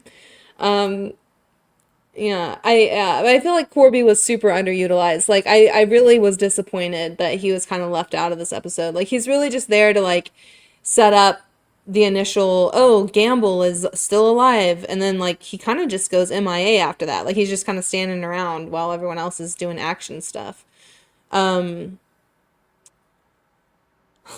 Yeah, I don't know. And then the whole beholder thing is just seemed really anticlimactic. Like, she just kind of stands there with her hands glowing, and then they all go back into the tunnel, and then she becomes the statue. And I'm like, well, why does she become the statue? Like, you would think that there would be some kind of like metamorphosis that has to happen for her to be, because at that point she just has glowy hands, she's like Gary Mitchell eyes, and then like all the Vesta go back into the hole. Why does she have to be like the topper? Like, is she literally like the cork on top of the Vesda? Like, is she now like a cork top? Because I accept that like her presence is required there, like when they say like there has to be like this warden here. Yeah, but like, why does she have to be a statue? And like, why did, like, that doesn't make sense to me. Like, she could just stand there and like walk around or whatever. Like, I don't, maybe she doesn't want to. Maybe Yeah, she's maybe she choosing to be chooses in the form of a stasis. I don't statue. know. That's just the easiest way to Because she exist. saw it, because she was like, oh, cause before effect or Yeah, maybe. whatever. And she's like, oh, I need to be a corkscrew, I guess. I don't know. And there's like a part where like Mbanga like pushes Gamble through a door and he's like torn up by some things that's not explained. And then he like comes out as like a Vesda but then re-enters. Like it just is so unclear. Everything is just like vague. It's just like action. But Yeah, what it's is like it? I they don't have know. like the plot points of like, okay, Batel and Pike will have to enter here, and Kirk and Spock will have to dance the ships, and then after we examine the love and the potential lives they could have had together of Pike and Batel, then we'll do like the big dramatic special effect, and we'll just figure that stuff out later. That's kind of the that's kind of how Yeah. it comes across how this was It's also constructed. extremely hard to believe that this is the first person and only person on the whole entire world throughout time also who can do this. So she's like a unicorny Well, unicorn. how many other people come to the planet of Sky Galwin that have Gorn, Illyrian, and Chimera Blossom DNA in them? Like that kind of makes sense to me that she'd be a unique creature from just those events happening to her earlier in the season. Yeah, but if she's destroyed again, who's to replace her? Is it just a cycle? It's like Like it it's was just always Gamble. her. It's like she Gamble's was gonna do the same thing again and again. Like we'll just no. It's like it happened this one time, but then like she like stood guard to like stop them, so they can't. So she's there now, but she's always been there. But then there's also a part in the Lens Before Time where there's nothing in that cavern. So does that mean that that's before the Vesda were entrapped in there? Or is it after and they've been released again? Hopefully before, because I don't want to deal with them in a future Yeah. story. I'm just irritated. I feel like there's a lot of open, what do we call that? Like there's a lot of loose ends. And a lot of things don't really make sense to me of why things happen the way they did. I think there were a lot of things that weren't explained very well, but I don't know if there's any loose ends. Like I don't want any of this to be revisited. I don't I'm either. happy with it being wrapped up here. Leave this Like, alone. Y'all did shitty with it the first time. I mean, like, the only instance I can think is if we have some kind of, like, prequels Clone Wars situation to explain this. But are you like, going to no one need wants 7 that. Like, seasons? But I who don't wants want it. more Vesda? Just let this be done. There's a lot of Star Trek episodes that don't answer every question. Like those conspiracy bugs are still out there somewhere. There's that wormhole opened at the end of Picard season 2 that the Gerardi Borg are standing guard at. Like I'm okay with having some of these unanswered questions. Like Starfleet Academy season 2 is probably going to end with a big cliffhanger that doesn't get resolved unless you read some Yeah. book or comic in the future. So Man. I have enough answered questions. I don't need to revisit Batel or the Vesda. Yeah. I'm fine leaving all of this where it is. All right. Well, I think we've in depth. I think this was more angsty than my initial watch through. I was actually feeling more positive before we started this episode. And I was like, oh, I think I have more good things to say this time instead of like last year when I was like being more of a hard ass. And now I'm like, wait, was I too negative this whole time? I'll say this about Strange New Worlds is the bad episodes don't bother me that much because they tend not to affect the episodes I like, except a little bit in season 3 because they leaned more into a serialized story than ever before. So I'm hoping that in these remaining seasons they don't try to tell some big arc. I think the show is its strongest when they try to tell self-contained stories. Yeah. And I particularly liked the show more in season 1 when they were kind of trying to tell like a different story starring different characters, you know, and be like, okay, we're gonna do like a big Uhura episode this week, Yeah. and then like next week it's gonna be more of a Una episode. But you know, when we got to season 2, and then in season 3 they're definitely trying to be like, we're just gonna do a different genre every week. We're gonna do like hey, let's do our big musical episode, let's do our Hollywood murder mystery episode, let's and so I feel like they get so focused on trying to make a genre episode, make the show feel like a particular genre, like let's be good at making this feel like a comedy. And like they're so focused at that they're not like, let's make this a good story. Let's make this episode good at telling its story. And I would like them to get back to the quality they had starting off in season 1, and maybe we'll get that in season 4. But I'm sure, like, at least like even if we get like even if season 4 ends up on par with season 3. It's like, well, there were still 3 episodes I really like here. Like, they, I think they have their flaws too, but I like them quite a bit. So, I don't know. Hopefully season 4, I like at least a third of it. I'm feeling a little more hopeful now, but you did point out that we had really strong trepidation towards Starfleet Academy and loved that. And, the writing strike really did, I can excuse it if season 4 comes back better. Yeah, Amos is restless, Joel, because it's time for him to have dinner. Well, I'll go tend to that. Yeah, our stream went a little long, but... Sorry, I had a lot of things to say, I guess. 10 episodes to talk about. We talked about these all last year, and then talked about them again now. But in 2 weeks, we'll have some more Strange New Worlds to talk about.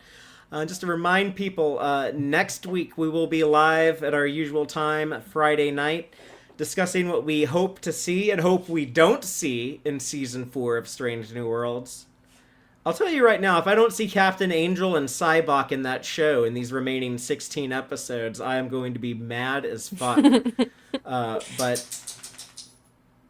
we'll have some fun talking about what we hope we see and don't see, and then in 2 weeks we will be covering every episode of Strange New Worlds weekly.